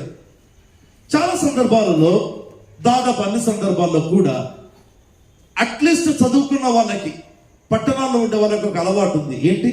స్నానం చేస్తే బట్టలు మార్చుకుంటారు, అంతే కదా? స్నానం చేసే వరకు నిన్నటి బట్టలు వేసుకుంటారు. అయితే ఎప్పుడు ఉదయం స్నానం చేస్తారో నిన్నటి బట్టలు తీసివేసి ఈరోజు బట్టలు వేసుకుంటారు. ఎవరైనా అంతే కదా? బైబిల్లో కూడా మనం గమనిస్తే చూడండి, కొరింథీ పత్రిక 1 కొరింథీ 15వ అధ్యాయం 51 నుంచి మనం చదువుకుందాం. 1 కొరింథీ 15:51 నుంచి. ఇదిగో మీకు ఒక మర్మము తెలుపుచున్నాను, మనమందరము నిద్రించము గాని నిమిషంలో ఒక రెప్పపాటున కడబూరం రోగగానే మనమందరము మార్పు పొందుదుము. బూరం రోగును, అప్పుడు మృతులు అక్షయులుగా లేపబడుదురు. మనము మార్పు పొందుదము.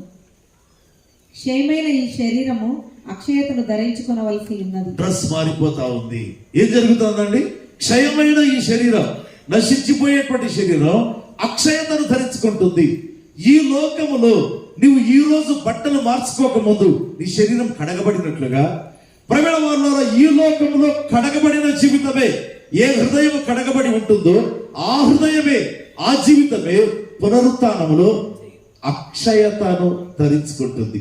బట్టలు మార్చుకుంటారు, మహిమ శరీరాన్ని ధరించుకుంటారు. మహిమ శరీరము దాల్చుకోవాలంటే క్వాలిఫికేషన్, కండిషన్ ఏంటి? నీ హృదయం కడగబడి ఉండాలి. ఎంతమంది దీని గురించి ఆలోచన చేస్తున్నారు? ఒకసారి మనం ఆలోచన చేద్దామా? ఎందుకంటే ప్రతి ఒక్కరు ఈ లోక సంబంధంగా ఆలోచన చేస్తారు. నేను కూడా చేస్తాను, నేను కూడా ఆలోచించాను. మొట్టమొదటి ఒక చిన్న ఇంటిలో ఉండినా, ఇది సరిపోదని ఇంకొంచెం పెద్ద ఇల్లు కట్టుకున్నా, అది కూడా సరిపోదని ఇంకా పెద్ద ఇల్లు కట్టారు. ఇప్పుడు ప్రభు కృప వల్ల ఇంకా పెద్ద ఇల్లు ఉంది, మంచిదే, అది తప్పని నేను చెప్పడంలా. అయితే అక్కడికి ఆగవద్దు. ఈ లోకానికి మాత్రమే నువ్వు ప్లాన్ చేయవద్దు.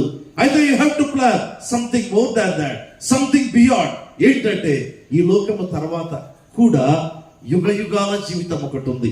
యుగ యుగాల జీవితం ప్రభు ఈరోజు మనతో మాట్లాడుతున్నాడు. బైబిల్లో రాయబడింది, కొందరైతే దానియేలు గ్రంథంలో జీవ పునరుత్థానానికి, మరికొందరైతే తీర్పు పునరుత్థానానికి లేదా నిత్యము హేయులగుటకు. యోహాను సువార్త 5వ అధ్యాయం 25వ వచనాన్ని చదువుకున్నాం కదా. ఒకసారి యోహాను సువార్త 5వ అధ్యాయం 28వ వచనాన్ని చూద్దాం. యోహాను సువార్త 5వ అధ్యాయం 28వ వచనం. దీనికి ఆశ్చర్యపడకుడి, ఒక కాలము వచ్చుచున్నది, ఆ కాలంన సమాధులలో ఉన్న వారందరూ ఆయన శబ్దము విని మేలు చేసిన వారు జీవ పునరుత్థానమునకును, కీడు చేసిన వారు తీర్పు పునరుత్థానమునకును బయటికి వచ్చేదారు. చూడండి, అందరూ ప్రతి ఒక్కరు దేవుని కుమారుని శబ్దం వింటారు. ఆ శబ్దము వినగానే ప్రవీణ వాళ్ళారా ఆ శరీరాలు లేస్తాయి. అయితే ఎవరు పరిశుద్ధులై ఉంటారో, ఎవరు రక్తము ద్వారా, యేసు రక్తము ద్వారా కడగబడి ఉంటారో వారు జీవ పునరుత్థానం. జీవ పునరుత్థానం అంటే నిత్యము జీవించేదానికి లేస్తారు. జీవ పునరుత్థానం అంటే నిత్యము దేవునితో జీవించేదానికి వారు లేస్తారు. అది జీవ పునరుత్థానం. మరొకటి, వాళ్ళు కూడా వింటారంట. ఎందుకంటే 28వ వచనం చెప్తుంది, అందరూ వింటారంట దేవుని కుమారుని స్వరం. అయితే వీళ్ళు విని ఎక్కడికి వెళ్తారు? నరకానికి వెళ్తారు. వాళ్ళు కూడా విని నరకానికి వెళ్తారు. ఇంకొకరు విని పరలోకానికి వెళ్తారు. చాలా జాగ్రత్తగా చూడండి. అందరూ దేవుని కుమారుని శబ్దం వింటారు. ఏంటి? అందరూ దేవుని కుమారుని శబ్దం వింటారు. కొందరైతే దేవుని కుమారుని శబ్దం విని పరలోకానికి వెళ్తారు, నిత్యము జీవించడానికి. మిగిలిన వారు కూడా యేసుప్రభు స్వరం వింటారు. కానీ మీరు యేసుప్రభు స్వరం విని కూడా వీళ్ళు నరకానికి వెళ్తారా? అవునండి. ఎందుకంటే ఈ లోకంలో ఉన్నప్పుడు ఆ దేవుని స్వరం వాళ్ళు వినలా. ఈ లోకంలో ఉన్నప్పుడు దేవుని స్వరం వాళ్ళు వినలా. చనిపోయిన తరువాత ఆ స్వరం విని లాభం లేదు. నువ్వు వినవలసింది ఈ లోకంలోనే. ఎప్పుడు మనం వినాలి దేవుని కుమారుని స్వరం? ఈ లోకంలో ఉన్నప్పుడే. బైబిల్లో ధనవంతుడు లాజరు ఉపమానాన్ని మనం చూసినప్పుడు ఆ యొక్క ధనవంతుడు ఒక ప్రార్థన చేస్తాడు అబ్రహాము దగ్గర. అయితే ఏ ప్రార్థన వినపడు, ఏ ప్రార్థనకు లేదు. ఇదిగో ఒక నీటి చుక్క లేదా బొట్టు నాకు కావాలి, నో రిప్లై. ఇదిగో నాకు 5 మంది సహోదరులు ఉన్నారు, ఎవరైనా పంపిస్తారా? దానికి జవాబు లేదు. ఏంటండి, ఇతను ఏ ప్రార్థనకు జవాబు లేదు? ఆ ప్రార్థన ఏదో ముందే భూలోకంలో చేసి ఉంటే బాగుండేది. ఈ లోకంలో ఉన్నప్పుడు ప్రార్థన లేదు. ఈ లోకంలో ఉన్నప్పుడు ప్రభు యొక్క భయం, పాపపు భీతి లేదు. అయితే అక్కడికి వెళ్ళిన తర్వాత, చనిపోయిన తరువాత దేవుని కుమారుని స్వరం విన్నా ఈ లోకంలో ఉన్నప్పుడు వినలేదు కాబట్టి ఆ స్వరము విన్నా నరకానికి వెళ్తారు. ఎంత భయంకరమైన వాళ్ళు. ఈ లోకం అనేది, ఈ లోకపు జీవితం దేవుడు మనకిచ్చిన జీవితం అండి. దేని కొరకు ఇచ్చాడు? ఈ లోకంలో మనం సంతోషంగా ఉండవచ్చు, ఆనందించవచ్చు, దేవుడిచ్చిన ఆశీర్వాదాలు అనుభవించవచ్చు. అయితే దేవుడు 2 రకాల ఆశీర్వాదాలు ఇస్తాడు. ఒకటి ఈ లోక సంబంధమైన ఆశీర్వాదం, నిత్యమైన ఆశీర్వాదం. మనకు ఇంకొకటి కేవలం ఈ లోక సంబంధమైన ఆశీర్వాదాలే అని చెప్పి వాటి కొరకే తాపత్రయపడతారా? కీర్తన 17లో రాయబడింది, ఈ లోకములో మాత్రమే పాలు పొందేవారు కొందరు ఉన్నారు. పెద్ద పెద్ద ఇల్లు కట్టించుకుంటాం, అవునా? ఒక 50 ఎకరాల పొలం ఉందనుకుందాం, లేకపోతే ఒక పెద్ద కంపెనీ ఎక్కడో విజయవాడలో మనం పెట్టుకుందాం, ఒక 100 కోట్ల విలువ కలిగిన కంపెనీ. ఆ యొక్క వెల్త్, ఆ యొక్క ఇన్కమ్ అనుభవిద్దాం. అయితే దేవుని యొక్క వాక్యం రాయబడింది, ఈ లోకంలో మాత్రమే వారు పాలు పొందినారు, ఆ లోకంలో వారికి పాలు లేదు. క్లియర్. ఎవరి జీవితంలో రక్తము ద్వారా కడగబడతారో, ఎవరు తమ పాపములను గొర్రె పిల్ల అయినటువంటి దేవుని గొర్రె పిల్ల అయిన యేసు ప్రభు దగ్గర ఒప్పుకొని ఆ పాపమును విడిచిపెడతారు. ఒప్పుకోవాలి. నంబర్ 2, కడగబడాలి. మూడవదిగా విడిచిపెట్టాలి. అప్పుడే ఆ హృదయంలో పరిశుద్ధత ఉంటుంది, ఆ హృదయంలో ఒక కాన్ఫిడెన్స్ ఉంటుంది. దావీదు అందుకే అన్నాడు, దేవా లాస్ట్ వచనంలో నేను చెప్తాను ఏంటి, నేనైతే మేలుకొనున్నప్పుడు నీ స్వరూప దర్శనాన్ని చూస్తా, యేసు ప్రభు యొక్క ముఖాన్ని నేను చూస్తా, ఆశ తెచ్చుకుంటా. అయితే బిఫోర్ దాట్, ఆ చివరి వచనానికంటే ముందు నాకు ఒక ఎక్స్పీరియన్స్ ఉంది, నా హృదయం కడగబడింది దేవా అంటున్నాడు. ప్రేమైన వాళ్ళారా, ఈరోజు సత్యరాజ్ గారు యొక్క యానివర్సరీ వార్షికోత్సవం మనం ఒక విధంగా ఆచరిస్తూ ఉంటున్నాం. ఖచ్చితంగా ఇక్కడ ఉండేటువంటి మనలో ప్రతి ఒక్కరు కూడా ఆ దేవుని కుమారుని స్వరం వినేటువంటి, బైబిల్ చాలా చక్కగా చెప్తారు, ఆ గడియ వచ్చుచున్నది 25వ వచనం, ఆ కాలము వచ్చుచున్నది 28వ వచనం. గడియ, ఒక గడియలో దేవుని కుమారుని శబ్దం అంట. ఎన్ని కోట్ల మంది చూడండి, ఆ రోజు ఎలా ఉంటుందో ఒక్కసారి చూడండి. పెళ్లి జరుగుతుందంటే, మా ఇంటికి ఒక మంచి ఫ్రెండ్ వచ్చేవారు, పెళ్లికి పోతే చాలా మేలంట, ఖర్చు తగ్గుతుంది. చాలా మంది అనుకుంటారు పెళ్లికి పోతే గిఫ్ట్ ఇవ్వాలి అనుకుంటారు, కాదు, పెళ్లికి పోతే ఖర్చు చాలా తక్కువ అవుతుంది. అంతమంది బంధువులను చూడాలంటే ఎంత ఖర్చు అవుతుంది, ఆ పెళ్లికి పోతే అందరినీ చూడొచ్చు అన్నాడు. ప్రేమిణ వాళ్ళారా, 2వ రాకడలో సంఘం ఎత్తబడే సమయం ఒక్కసారి చూడండి. మనము, మన పూర్వీకులు, మన పితరులు, మన యొక్క ప్రభునందు నిద్రించిన మన తల్లులు, మన తండ్రులు, ఒక్కసారి చూడండి ఎలా ఉంటుంది ఆ యొక్క సంబరం. మన జీవితంలో అటువంటి ఒక ఆధ్యాత్మిక పరలోకపు పారమార్థిక అనుభవం కలగాలంటే అన్నిటికంటే మించి దేవుని కుమారుని చూచి, మన కొరకు బలి అయిన దేవుని కుమారుని చూచి మన ఆశ తీర్చుకోవాలి. ఏంటంట, ఒక ఆశ తీర్చుకోవాలి అంటే మన హృదయం కడగబడి ఉండాలి. అప్పుడే ఈ లోకాన్ని మనం విడిచిపెట్టడం ఖచ్చితం. మోషే అన్నాడు, ఏమన్నాడు, నరులారా తిరిగి రండని నువ్వు సెలవిస్తావు. There is a time when dead will come back. మృతులు మళ్ళీ లేస్తారు. బైబిల్ రాయబడింది మృతులను గురించి. మీకు తెలియకుండా నాకు ఇష్టం లేదు అంటాడు. ఎవరు? అపోస్తలుడైన పౌలు. ఇక్కడ యేసు ప్రభువే అన్నాడు, అబ్రహాము, ఇస్సాకు, యాకోబులను గురించి, మృతులను గురించిన సంగతులు బైబిల్లో చాలా ఉన్నాయి. ప్రేమిన వాళ్ళారా, మన జీవితంలో కూడా మన హృదయం కడగబడిందా? ఏమొక ప్రశ్న. కడగబడాలి అంటే ప్రభు దగ్గర మన పాపమును ఒప్పుకోవాలి అంటే మొట్టమొదట ఆ పాపమును భరించిన యేసు వైపు చూచి, ప్రియ ప్రభు అయినటువంటి యేసు ప్రభు వైపు చూచి, సిలువలో ఆయన నన్ను భరించాడు, సిలువలో ఆయన నిన్ను భరించాడు, సిలువలో మన పాపములను భరించాడు. అది జ్ఞాపకం తీసుకొని పశ్చాత్తాప హృదయముతో, దుఃఖభరితమైన హృదయముతో మన జీవితాలను ప్రభు కల్పించాలి. ఒక్క జరిగిన సంఘటన చెప్పి నేను ముగిస్తాను. మీలో ప్రతి ఒక్కరికి తెలుసు, ఇంతవరకు ఒక వ్యక్తి నన్ను గురించి పరిచయం చేస్తూ ఒక మాట అన్నారు, బ్రదర్ ప్రసన్న కుమార్. ఒకప్పుడు బ్రదర్ దినకరన్కు తెలుగులో తర్జుమా చేశారు అని చెప్పారు. చాలా మంచిదండి, ఐ థ్యాంక్ దట్ బ్రదర్. అయితే నా తర్జుమా పరిచయం ఎలా ప్రారంభమైంది చెప్పమంటారా? తర్జుమా చేసే పరిచయం ఎలా ప్రారంభమైంది ఆ ఎక్స్పీరియన్స్ చెప్తే మీకు అర్థమవుతుంది. 1981-82 ఆ మధ్య ప్రాంతంలో ఒక దైవ సేవకుడు వచ్చాడు బెంగళూరు నుంచి కడప. ఆ టైంలో నేను వాక్య పరిచారకుని పెద్దగా కాదు, మీటింగ్స్ ఏర్పాటు చేసేవాడిని, భారీ ఎత్తున మీటింగ్స్ ఏర్పాటు చేసేవాడిని. I was the principal of the college ఆ టైంలో. తర్వాత వైస్ ప్రిన్సిపల్ అయ్యాను. ఆ విధంగా సో పెద్ద పెద్ద మీటింగ్స్ ఏర్పాటు చేసేవాడిని. ఈ గొప్ప దైవ సేవకుడు వచ్చి, ఆ రోజుల్లో సాయిబాబా థియేటర్ ముందు ప్రతాప్ లాడ్జ్ అని ఉంది, అదే పెద్ద లాడ్జ్ కడపలో. ఆ లాడ్జ్లో ఇతడు దిగాడు. నేను వెళ్ళి కలుసుకున్నాను. బ్రదర్ అంటే నేను కన్వీనర్. ఆయన నా వైపు వచ్చి, థ్యాంక్ యూ బ్రదర్, మంచిగా మీటింగ్ ఏర్పాటు చేశారు, ఇక రేపటి నుంచి మీటింగ్స్ ప్రారంభం అవుతాయి కదా, ప్రార్థన చేద్దామన్నాడు. సరే బ్రదర్, రెస్ట్ తీసుకోండి అని చెప్పారు. ఆయన అన్నాడు, రేపు మీరు నా మెసేజెస్ తెలుగులో తర్జుమా చేస్తారు అన్నాడు. నేను ఒక్కసారి చూశాను, నాకు తెలుగులో తర్జుమా చేసే ఎక్స్పీరియన్స్ లేదండి. కడపలో ఒక మంచి ట్రాన్స్లేటర్ ఉన్నాడు, సిఎస్ఐ హై స్కూల్లో హెడ్ మాస్టర్ అండి ఆయన, ఎలియాస్ సార్. ఆయన మంచి ట్రాన్స్లేటర్, ఫారినర్స్ కి కూడా ట్రాన్స్లేట్ చేస్తాడు. నాకు ఎక్స్పీరియన్స్ లేదు, ఆయన పరిచయం చేస్తాను అన్నారు. మీ మీటింగ్ సక్సెస్ఫుల్ కావాలి, ఎందుకంటే ఎక్స్పీరియన్స్డ్ ట్రాన్స్లేటర్ ఉండాలి, కొత్తగా నేను దీనికి ఎక్స్పెరిమెంటేషన్ అన్నా. ఆయన అన్నాడు మీరే ట్రాన్స్లేట్ చేస్తారన్నాడు.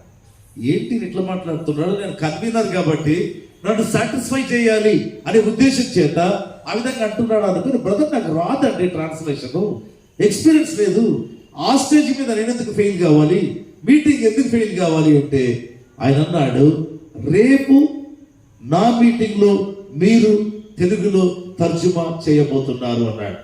కొంచెం ఇరిటేషన్ వచ్చింది, ఏంటి ఇంత మొండితనం ఆయనకు అనుకున్నాను. అనుకుని నా చిన్నతనం నుంచి నాకు మొండితనం ఎక్కువ అండి. సరే అనుకున్నాను, ఇంటికి వెళ్ళిపోయాను, ప్రార్థన చేసుకున్నాను, ప్రభువా ఈయన మనస్సు మార్చు, నాకు ఎక్స్పీరియన్స్ లేదు, ఒక మంచి ట్రాన్స్లేటర్ని పెడతానంటే నేను ఒప్పుకోకుండా ఉన్నాడు అని ప్రార్థన చేసుకుని కొంచెం రోషంగా కోపంగా ప్రార్థన చేసుకుని పడుకున్నాను.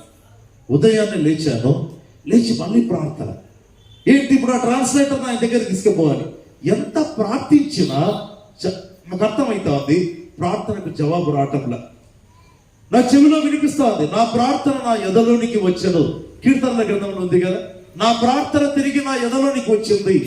నాకు ఆశ్చర్యంగా ఉంది, ఏంటి నేను ప్రేయర్ చేస్తుంటే అంత డ్రైగా ఫీల్ అయిపోతున్నా, ఎండిపోయినట్లుంది ఇక్కడంతా, నాకు ఏం జరుగుతుంది నా ప్రార్థనలో.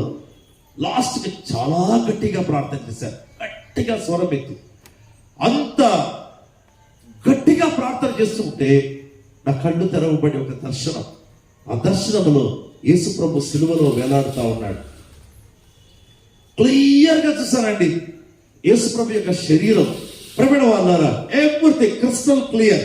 ఇప్పటికీ కూడా ఆ శరీరం ఎలా ఉంది నేను చెప్పగలను. అంత క్లియర్ గా ప్రభు సిలువలో వేలాడడం దర్శనంలో నేను చూశాను.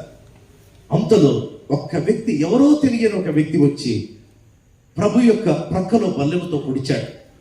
ఆ బల్లెముతో పొడిచినప్పుడు నా వైపు చూస్తూ ఉన్నాడు ప్రభు. ఆ మొండెము కదిలిందండి పాములాగా, బాధతో నొప్పితూ. ఎందుకంటే చెయ్యి అక్కడ పెట్టుకొని అబ్బా అని అరవలేడు, చేతులు మేకులతో కూర్చోబడి ఉన్నాయి. అప్పుడు నేను ఒక కేక వేశా, ప్రభువా ఎందుకు నీకు ఈ గాయాలు, ప్రభువా ఎందుకు నీకు ఈ బాధ.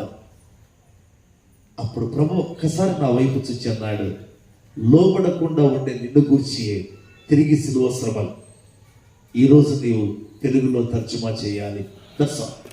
ప్రవీణ వాళ్ళ ఒక్క విషయంలో లోబడకపోతే యేసయ్యకు మళ్ళీ గాయాలు, ఒక్క విషయంలో లోబడకపోతే యేసు ప్రభు మళ్ళీ సిలువలో వేలాడడం. ఒకసారి జ్ఞాపకం చేసుకుందాం, ఎన్నిసార్లు మనం దేవునికి లోబడకుండా ఉన్నాం, ఎన్ని సందర్భాల్లో పరిశుద్ధాత్మను ఆయాస పెడుతుంటున్నాం, ఎన్ని విషయాల్లో దేవుని వాక్యానికి లోబడకుండా ఈ లోకంలో మనం జీవిస్తుంటున్నాం. ఈరోజు దేవుడు నా అనుభవం ద్వారా మీతో మాట్లాడుతున్నాడు. ఆ రోజు నేను వేదిక మీద నిలబడ్డాను, ఆ సేవకునికి తెలుగులో తర్జుమా చేశాను.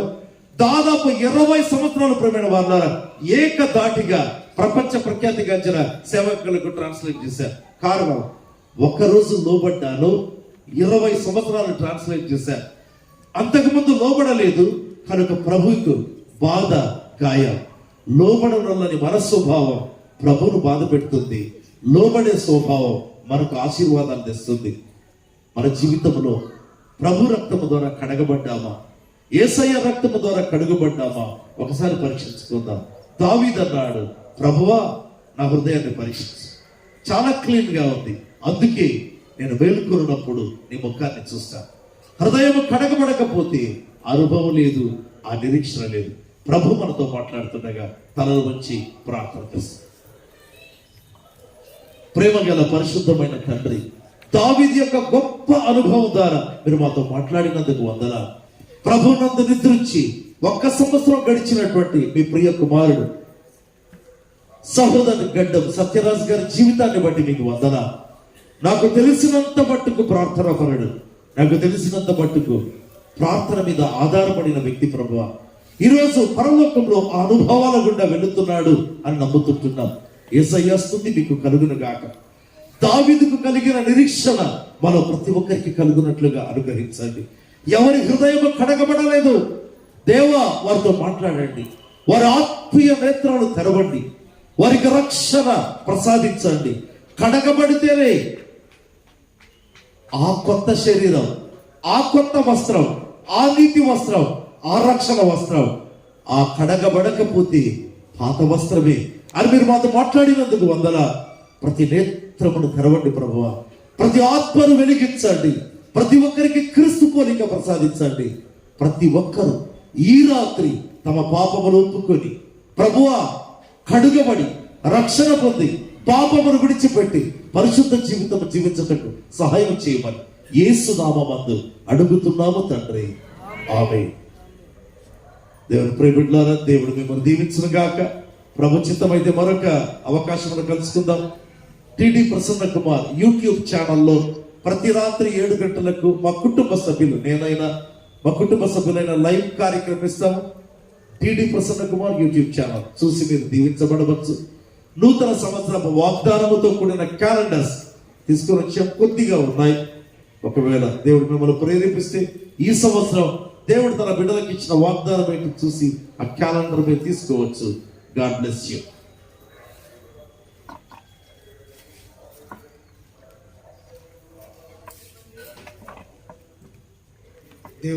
దేవుని నామమునకు మహిమ కలుగును గాక. చక్కటి వర్తమానాన్ని, పరలోక అనుభవాలతో కూడినటువంటి సందేశాన్ని అనుగ్రహించినటువంటి దేవునికి వందనాలు. అదే సమయంలో మా చిన్నాన్న గారికి కూడా హృదయపూర్వక వందనాలు తెలియజేస్తున్నా. సో చివరి అంశమునకు వచ్చాం. మన మధ్య ఉన్నటువంటి Sunil Vijay Kumar word of thanks తెలియజేయవలసిందిగా మనవి చేస్తున్నాం.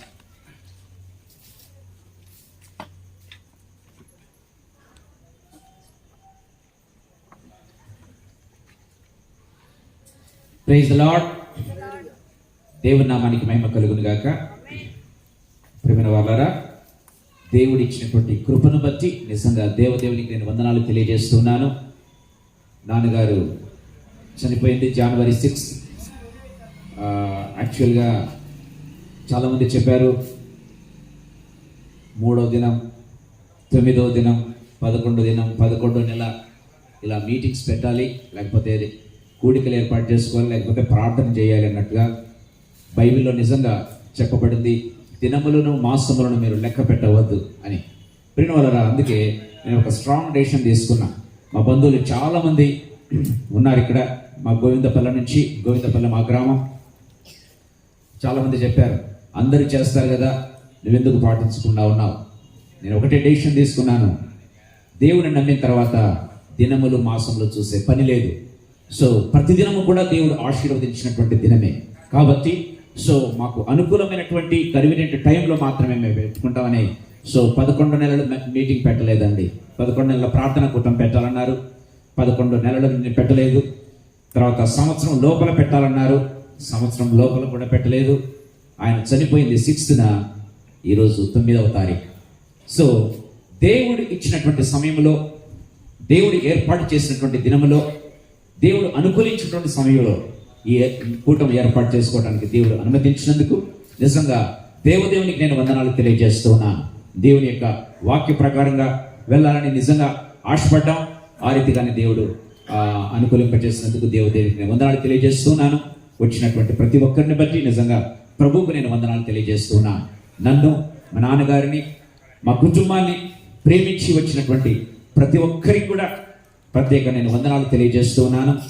మమ్మల్ని ప్రేమించి కడప నుంచి వచ్చినటువంటి దైవ సేవకులు, కృపా పరిచర్యల వ్యవస్థాపకులు, అధినేత, టీవీ మరియు యూట్యూబ్ స్పీకర్ అయినటువంటి మా మామగారైనటువంటి ప్రసన్న కుమార్ గారికి, ఆయన సత్యమైనటువంటి వసుంధర ప్రసన్న కుమార్ గారికి ప్రత్యేక వందనాలు తెలియజేస్తూ ఉన్నా. అదే రీతిగా మమ్మల్ని ప్రేమించి వచ్చినటువంటి అయ్యగారు ఆనందరావు గారికి, ఆయన మెస్సే గాస్పల్ మినిస్ట్రీస్ రన్ చేస్తూ ఉన్నారు. చక్కటి దేవుని యొక్క దర్శనంతో ముందుకు సాగుతున్నారు. ఆయన కూడా ప్రేమించి కూడికి వచ్చినందుకు, కూడా అధ్యక్షత వహించినందుకు ప్రభు పేరు నేను వందనాలు తెలియజేస్తున్నాను. ఈ కూడికంతటికి మాస్టర్ ఆఫ్ సెరమనీ, సో ఈ కూడికనంతటిని కూడా నడిపించినటువంటి మా బావగారు రవిరాజేంద్ర గారికి ప్రత్యేక వందనాలను తెలియజేస్తూ ఉన్నా. తర్వాత నన్ను ప్రేమించి, యాక్చువల్గా నేను ఎప్పుడు చెప్తూ ఉంటాను, మా అత్తగారు ముగ్గురు కలిసి పాట పాడారు. సో వాళ్ళకు అని అంటే ఎంతో ఇష్టం. యాక్చువల్లీ నా పెళ్లి రోజు నాకు బాగా గుర్తుంది. సో పెళ్లి రోజు ఒక చక్కటి పాట పాడారు, నాకు ఇప్పటికీ గుర్తే ఆ పాట, ప్రేమ వల్లరా. సో ముగ్గురు అల్లుల ముద్దుల అల్లుడు అనేటువంటి ముగ్గురు అత్తల ముద్దుల అల్లుడు అనే పాట పాడారు. నిజంగా నాకు చాలా బాగా గుర్తుంది. సో నేను ఎందుకు ఈ మాట చెప్తున్నానంటే, యాక్చువల్గా మా చెల్లిని వాళ్ళ ఇంటికి ఇచ్చిన తర్వాత నాకు అనిపించింది వాళ్ళ ఇంట్లో అందరూ కూడా కుమారులే ఉన్నారు, కుమార్తెలు లేరు. నిజంగా మా చెల్లిని ఒక కుమార్తెగా భావించి నిజంగా ఎంత చక్కగా అనిపిస్తుంది. ప్రేమ వాళ్ళరా, మేము ఆ ఇంటికి వెళితే ఎప్పుడు బంధువులుగా మేము ఫీల్ కాము కానీ సొంత ఇల్లులాగా ఫీల్ అవుతాం. అలాంటి మంచి బంధుత్వాన్ని నిజంగా మాకు ఇచ్చినారు. నిజంగా వారందరికీ కూడా సో రకరకాల పాలమాంచాల నుంచి, కర్నూలు నుంచి ఈ రీతిగా వచ్చిన నిజంగా వారందరికీ కూడా ప్రొద్దుటూరు నుంచి అందరూ వచ్చిన నిజంగా ప్రత్యేక వందనాలు నేను తెలియజేస్తూ ఉన్నా. మమ్మల్ని ప్రేమించి వచ్చినటువంటి ప్రతి ఒక్కరికి కూడా మా బంధువులు గోవిందపల్లి గ్రామం, సో మా బంధువర్గం అంతా కూడా వచ్చారు. అండ్ నన్ను ప్రేమించి మా నాన్నగారిని ప్రేమించి వచ్చినట్టు మా నాన్న ఫ్రెండ్స్, మా కులీగ్స్, అమ్మ కులీగ్స్ వీళ్ళంతా కూడా వచ్చినందుకు కూడా ప్రత్యేక వందనాలు నేను తెలియజేస్తున్నాను. మా ఫెలోషిప్ మెంబర్స్ అందరు కూడా నిజంగా ఎంతగానో సహాయపడ్డారు. వారందరికీ కూడా నేను ప్రత్యేక వందనాలు తెలియజేస్తున్నాను. ప్రేమ వాళ్ళరా, సో ఆల్మోస్ట్ మేము టయానికి క్లోజ్ చేయాలని ఆశపడ్డాం. కొద్దిగా లేట్ అయింది, దయచేసి ఏమనుకోవద్దు. మీ అందరి కోసం భోజనాలు ఏర్పాటు చేశాం. సో నాన్ వెజ్, వెజ్ రెండు ఉన్నాయి. దయచేసి కౌంటర్స్ నేను ఏర్పాటు చేశారనుకుంటున్నాను. Fellowship members non veg, veg mutton, chicken, తర్వాత బిర్యానీ ఉంది, ఇంకా ఐటమ్స్ ఉన్నాయి. సో దయచేసి ప్రతి ఒక్కరు కూడా భోజనం చేసి వెళ్ళాలని ప్రభు పేరు మిమ్మల్ని కోరుతున్నా. ఒకటే నా రిక్వెస్ట్ ఏంటంటే, కావలసినంత చేశామండి. ఇక్కడ వచ్చిన వారికంటే ఇంకా ఎక్కువ మందికి మేము చేశాం. నా రిక్వెస్ట్ ఏంటంటే, కావలసినవి మీరు ఎంత తినగలుగుతారు అంత తినండి, కానీ బట్ వేస్ట్ మాత్రం చేయవద్దు. అది నా యొక్క రిక్వెస్ట్. దయచేసి మీరు ఎంతైనా కూడా తినేదానికి అవకాశం ఉంది. అంతగా ప్రిపరేషన్ తయారు చేస్తాం. ఐటమ్స్ కూడా చాలా ఎక్కువగా ఉన్నాయి. మీరు ఏమేమి తీసుకోగలరో అదంతా కూడా మీరు తీసుకునే దానికి మీకు అవకాశం ఉంది. కాబట్టి దయచేసి వేస్ట్ కాకుండా ప్రతి ఒక్కరు కూడా భోజనం చేసి తృప్తిగా వెళ్ళాలని ప్రభు పేరిట మిమ్మల్ని కోరుతున్నాను. దేవుడు మనకు మంచి వాక్యం ఇచ్చాడు. దేవుని దగ్గరికి వచ్చినప్పుడు ఎప్పుడు కూడా ఆయన కొండ మీద వాక్యం మాత్రమే చెప్పలేదు, కానీ 5,000 మందికి ఆహారం అద్భుతం చేసి ఇచ్చాడు. ప్రేమ వాళ్ళరా, సో మనకు మంచి ఆహారాన్ని దేవుడే సిద్ధపరిచాడని నమ్ముతున్నాను. సహాయం చేసినటువంటి ప్రతి ఒక్కరికి కూడా, ముఖ్యంగా ప్రిపరేషన్లో సహాయం చేసినటువంటి కుటుంబానికి ప్రత్యేక వందనాలు.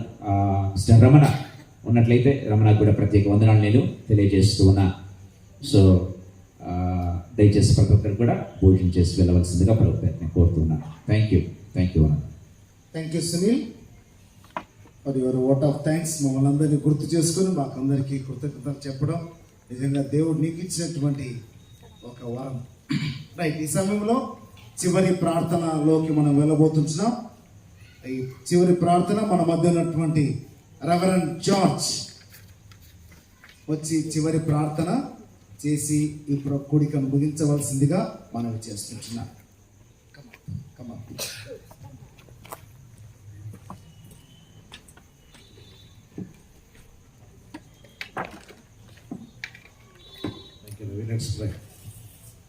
ప్రార్థన చేసుకుందాం.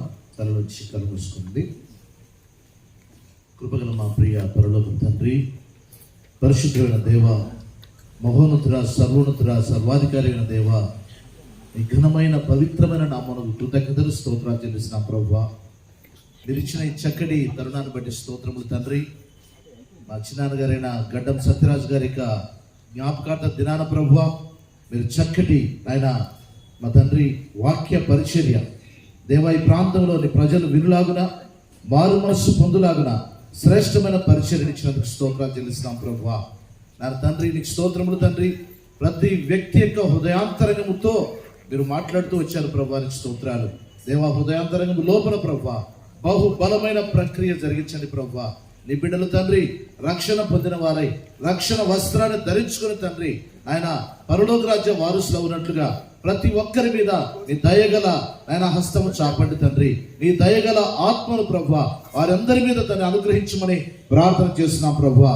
దేవా ఈ మాటలు విన్నటువంటి ఏ ఒక్కరు కూడా తండ్రి ప్రభువా అయ్యా తండ్రి నాయన పరలోక రాజ్యాన్ని పోగొట్టుకోవడానికి వీలు లేకుండా నామకార్థ క్రైస్తవ్యంలో ఉండకుండా ప్రభువా నీ బిడ్డలను రక్షించమని ప్రార్థన చేస్తున్నాం ప్రభువా. నీకే స్తోత్రములు తండ్రి నాయన. తద్వారా ఈ దినము తండ్రి నాయన పరలోకము సంతోషించులాగున లోతైన కార్యాన్ని జరిగించండి ప్రభువా. తండ్రి నీకు స్తోత్రములు తండ్రి. మరి నాయన మరి నీ యొద్దకు చేరినటువంటి మా చిన్న గడ్డం సత్యరాజు గారిని బట్టి స్తోత్రములు ప్రభువా. తనకిచ్చిన కుటుంబం ప్రభువా, చిన్న మా సారమ్మను బట్టి వందనాలు ప్రభువా. ఇచ్చినటువంటి నాయన నా తండ్రి మరి నాయన కుమారుడు సునీల్ విజయ్ కుమార్ని బట్టి వందనాలు నాయన. మరి అనిల్ రాజేష్ కుమార్ని బట్టి స్తోత్రం ప్రభువా. ఆయన అరుణ విజయభారతి కుమార్తెను బట్టి స్తోత్రాలు చెల్లిస్తున్నాం ప్రభువా.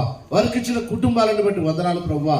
వారికి ఇచ్చినటువంటి ప్రభువా సంతానం అంతటి మీద ఆయన తండ్రి మీ దయగల హస్తము చాపి ఆశీర్వదించమని అడుగుతున్నాం ప్రభువా.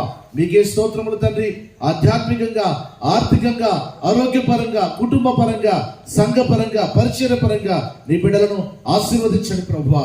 మీ నామమునకే సమస్త మహిమ ఘనత ప్రభావం కలుగు గాక. మరి ప్రత్యేకంగా తండ్రి ఈ యొక్క కూడికకు ఏ విధమైన అంతరాయం లేకుండా దేవ చక్కగా నిర్వహించుకోవడానికి మీ దేవదూతల్ని ఇక్కడికి పంపించి ప్రభువా ఈ యొక్క పనులన్నింటినీ పర్యవేక్షించి ఇంతవరకు నడిపించేందుకు స్తోత్రములు చెల్లిస్తున్నాం ప్రభువా. మీకే కృతజ్ఞతలు తండ్రి. మీకే స్తోత్రములు ఆయన. మరొకసారి మమ్మల్ని అందరినీ మీ దయగల స్థలానికి అప్పగిస్తున్నాం ప్రభువా. నీ బిడ్డల ఆయా ప్రాంతాల నుండి, దూర ప్రాంతాల నుండి కూడా వచ్చారు ప్రభువా. వారు తిరిగి వారి యొక్క స్థలాలకు వారు వెళ్తూ ఉండగా ప్రభువా వారికి తోడుగా వెళ్ళండి ప్రభువా. ఎవరికి కూడా ఏ విధమైనటువంటి డిస్టర్బెన్స్ కానీ అంతరాయం కానీ జరగకుండా ప్రభువా, ఇబ్బంది జరగకుండా ప్రభువా, ప్రమాదాలు సంభవించకుండా ప్రభువా కృపలో కాపాడమని ప్రార్థన చేస్తున్నాం ప్రభువా. నీకే స్తోత్రములు తండ్రి. నీకే వందనములు ప్రభువా. మరొకసారి ప్రభువా నా తండ్రి నాయన ఈ కుటుంబంలో జరిగించిన ఈ కార్యం ద్వారా ప్రభువా నా తండ్రి మీకు మహిమ కలిగినందుకే స్తోత్రాలు చెల్లిస్తాం ప్రభువా. మీ చేతులతో ఒక్కొక్క బిడ్డను ఆశీర్వదించండి ప్రభువా. తండ్రి నీకే స్తోత్రములు తండ్రి.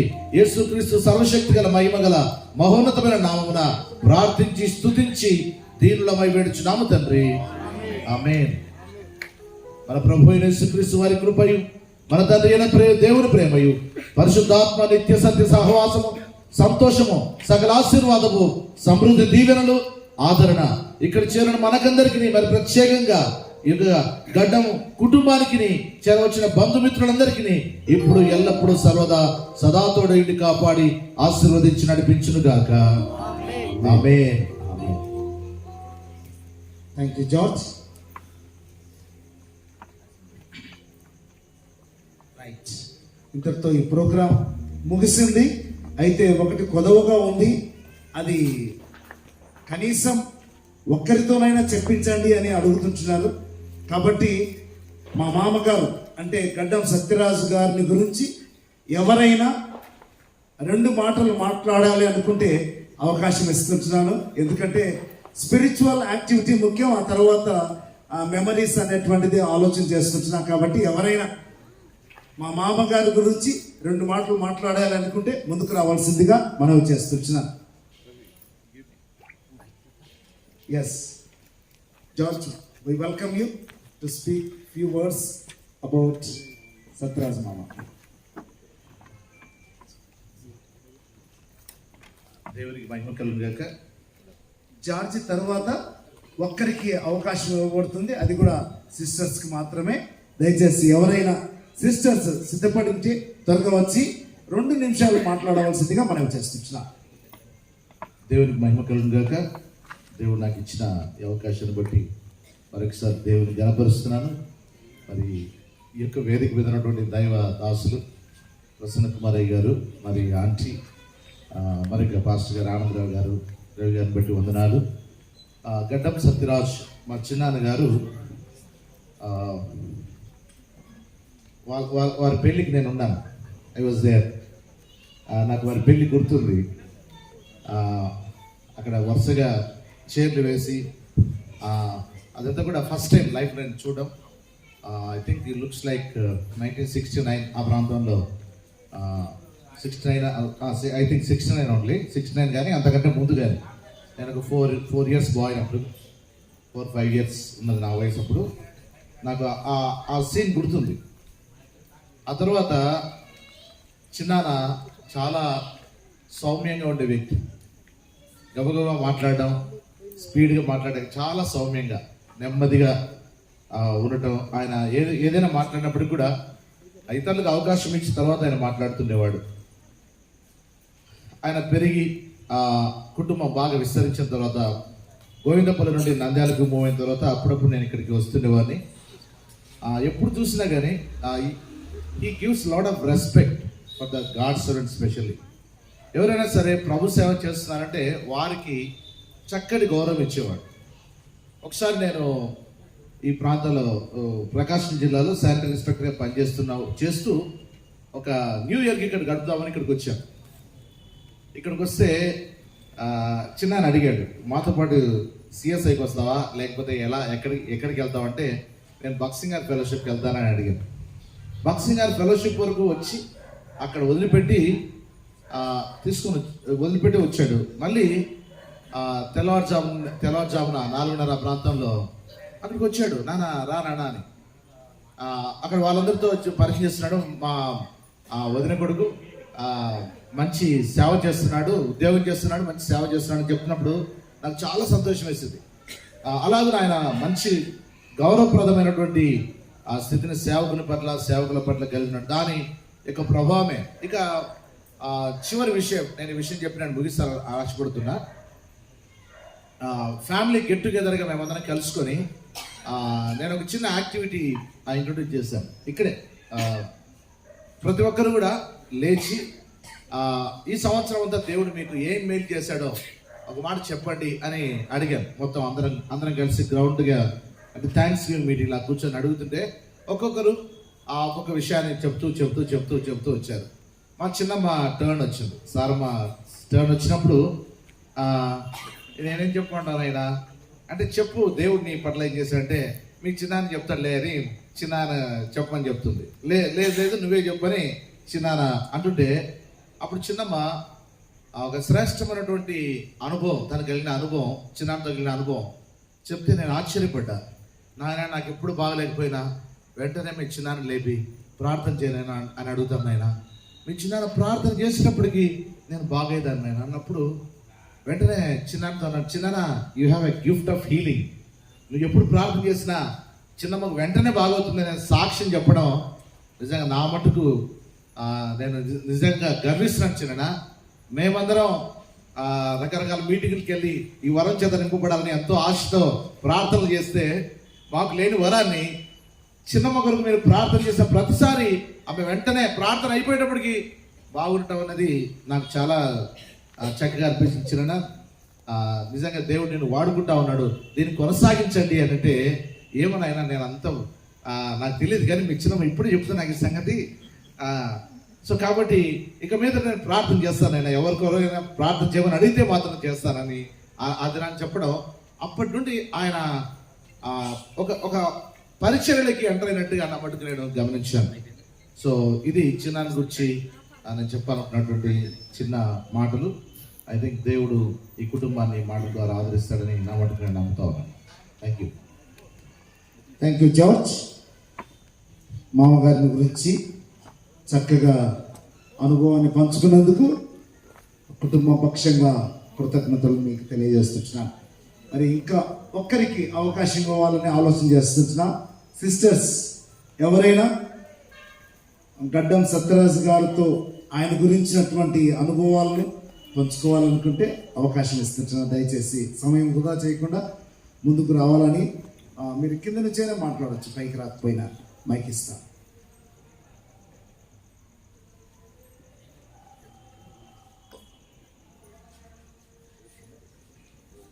రైట్, మా ఆంటీ గారు వస్తున్నారు, చాలా సంతోషం. మనకందరికీ ఒక ఛాలెంజ్ని విసురుతుంటున్నారు.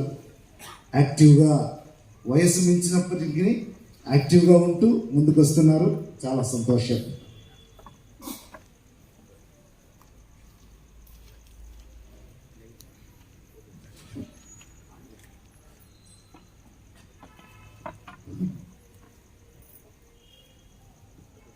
హలో, సభకు వందనాలు. The every second that passes in our daily life is drawing us nearer and nearer to the graveyard అంటున్నారు ఒక భక్తుడు. గతించిన ప్రతి క్షణము కూడా మనల్ని సమాధికి దగ్గరగా చేస్తుంది అని ప్రతి ఒక్కరు ఈ సంస్కరణ సభలో గుర్తు చేసుకోవాలని నేను విశ్వసిస్తున్నాను. మరి ఈ సంబంధం మాకు సత్యరాజు అన్నగారు వియంకులు అవుతారు. ఈ సంబంధానికి మాకు మన వద్ద ఉండేటటువంటి కృపమ్మ గురువులమ్మ గారు మధ్యవర్తిగా ఉన్నారు. మా అబ్బాయి, నాకు 4 కుమారులు. మా పెద్ద కుమారునికి సత్యరాజన్న గారి కుమార్తె అరుణ విజయభారతిని చేసుకున్నాము. ఫస్ట్ ఆమె అనింది, వదినమ్మ మా ఇంటి దగ్గర కొన్ని సంబంధాలు ఉన్నాయి కానీ మీకు ఇవ్వరు అనింది. ఎందుకమ్మా అన్న అంటే, మీరు ఎక్కువ మంది ఉన్నారు కదా, వాళ్ళకు ఒకే ఒక కూతురు కాబట్టి ఇస్తారో లేదో అని. వద్దులేమ్మా, అంత బలవంతమైతే ఎందుకు, వద్దులే, మనకిచ్చే వాళ్ళు ఉంటారు కదా అన్న. ఈ సంబంధాలు వస్తున్నాయి. మా పెద్ద కుమార్ని అడిగిన, ఏమినైనా యూనివర్సిటీలో చదివినావు కదా, కొంచెం అందంగా కనపడతావు, అక్కడ ఎవరినైనా ప్రేమించినావా అని అడిగిన. అంటే నేను ఎవరిని ప్రేమించలేదమ్మా, నువ్వైతే సంబంధాలు చూడు. అయితే ఒకటి ఏంటంటే, నువ్వు వాళ్ళతో ఏం తీసుకుంటావో ఏం లేదో నాకు సంబంధం లేదు. మళ్ళీ నన్ను ఏదైనా తెమ్మంటే నేను తేను, కాబట్టి నా పెళ్ళి మాత్రం నువ్వే చెయ్యాలని చెప్పినాడు. మొదటి పెళ్ళిగా అంటే సరేలే నాయన అన్న. మళ్ళీ కొంతకాలం అయిన తర్వాత వాళ్ళు మళ్ళీ వచ్చినారు. వచ్చినప్పుడు వదిన అన్నీ వాళ్ళ అమ్మాయికి ఇస్తారంట, మరి నువ్వేం పెట్టి చేస్తావు, కొంచెం ఆలోచించుకో, వాళ్ళు వస్తున్నారు ఇంకా. ఆ విధంగా ఆ సంబంధం కుదిరింది. 2000 సంవత్సరంలో అరుణ విజయభారతి వారి ఏకైక కుమార్తె మా ఇంటికి కోడలుగా వచ్చింది. అప్పటి నుండి ఇంతవరకు కూడా సత్యరాజన్న గారిని గురించి, సారమ్మ గారిని గురించి కూడా ఏ విధమైనటువంటి మనస్పర్ధలు కానీ, ఏ విధమైనటువంటి ఇబ్బందులు కానీ వారికి మా వలన కలగలేదు, మాకు కూడా వారి వలన కలగలేదు. ఇంకా సత్యరాజన్నని గురించి చెప్పాలంటే, మా కుటుంబం అంటే, నా 4 కుమారులు అంటే కూడా ఆయనకు చాలా ఇష్టము. బాగా ప్రేమించేటోడు, బాగా అభిమానించేటోడు. మరి నిగర్వి, తర్వాత మిత సంభాషి.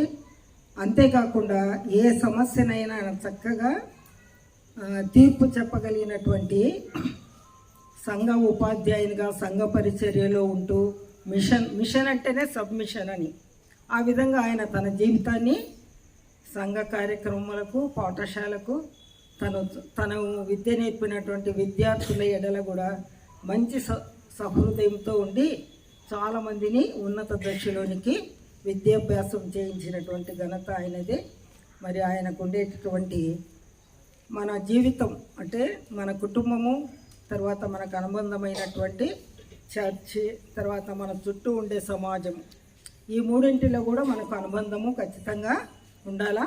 ఆ విధంగా ఆయనకు సమాజంలోనూ, చర్చిలోను, తన కుటుంబ విషయాల్లోనూ చక్కగా ఒక తండ్రిగా, ఒక భర్తగా తన యొక్క ఆశ అంటే అవన్నీ నెరవేర్చినాడు. ఏ విధమైనటువంటి కొరత లేదు. మరి కుమార్తె యొక్క కుటుంబమును, కుమారుల యొక్క కుటుంబములను కూడా మంచి ఉన్నత దశలో చేసి ఆయన దేవుని యొక్క పిలుపును అందుకొని పోయినాడు. ఆ విధంగా మాకు వారికి సంబంధం ఏర్పడింది. ఈ విధంగా అవకాశం ఇచ్చినందుకు నీకు సభాధ్యక్ష వందనాలు చెల్లిస్తూ ముగిస్తాను.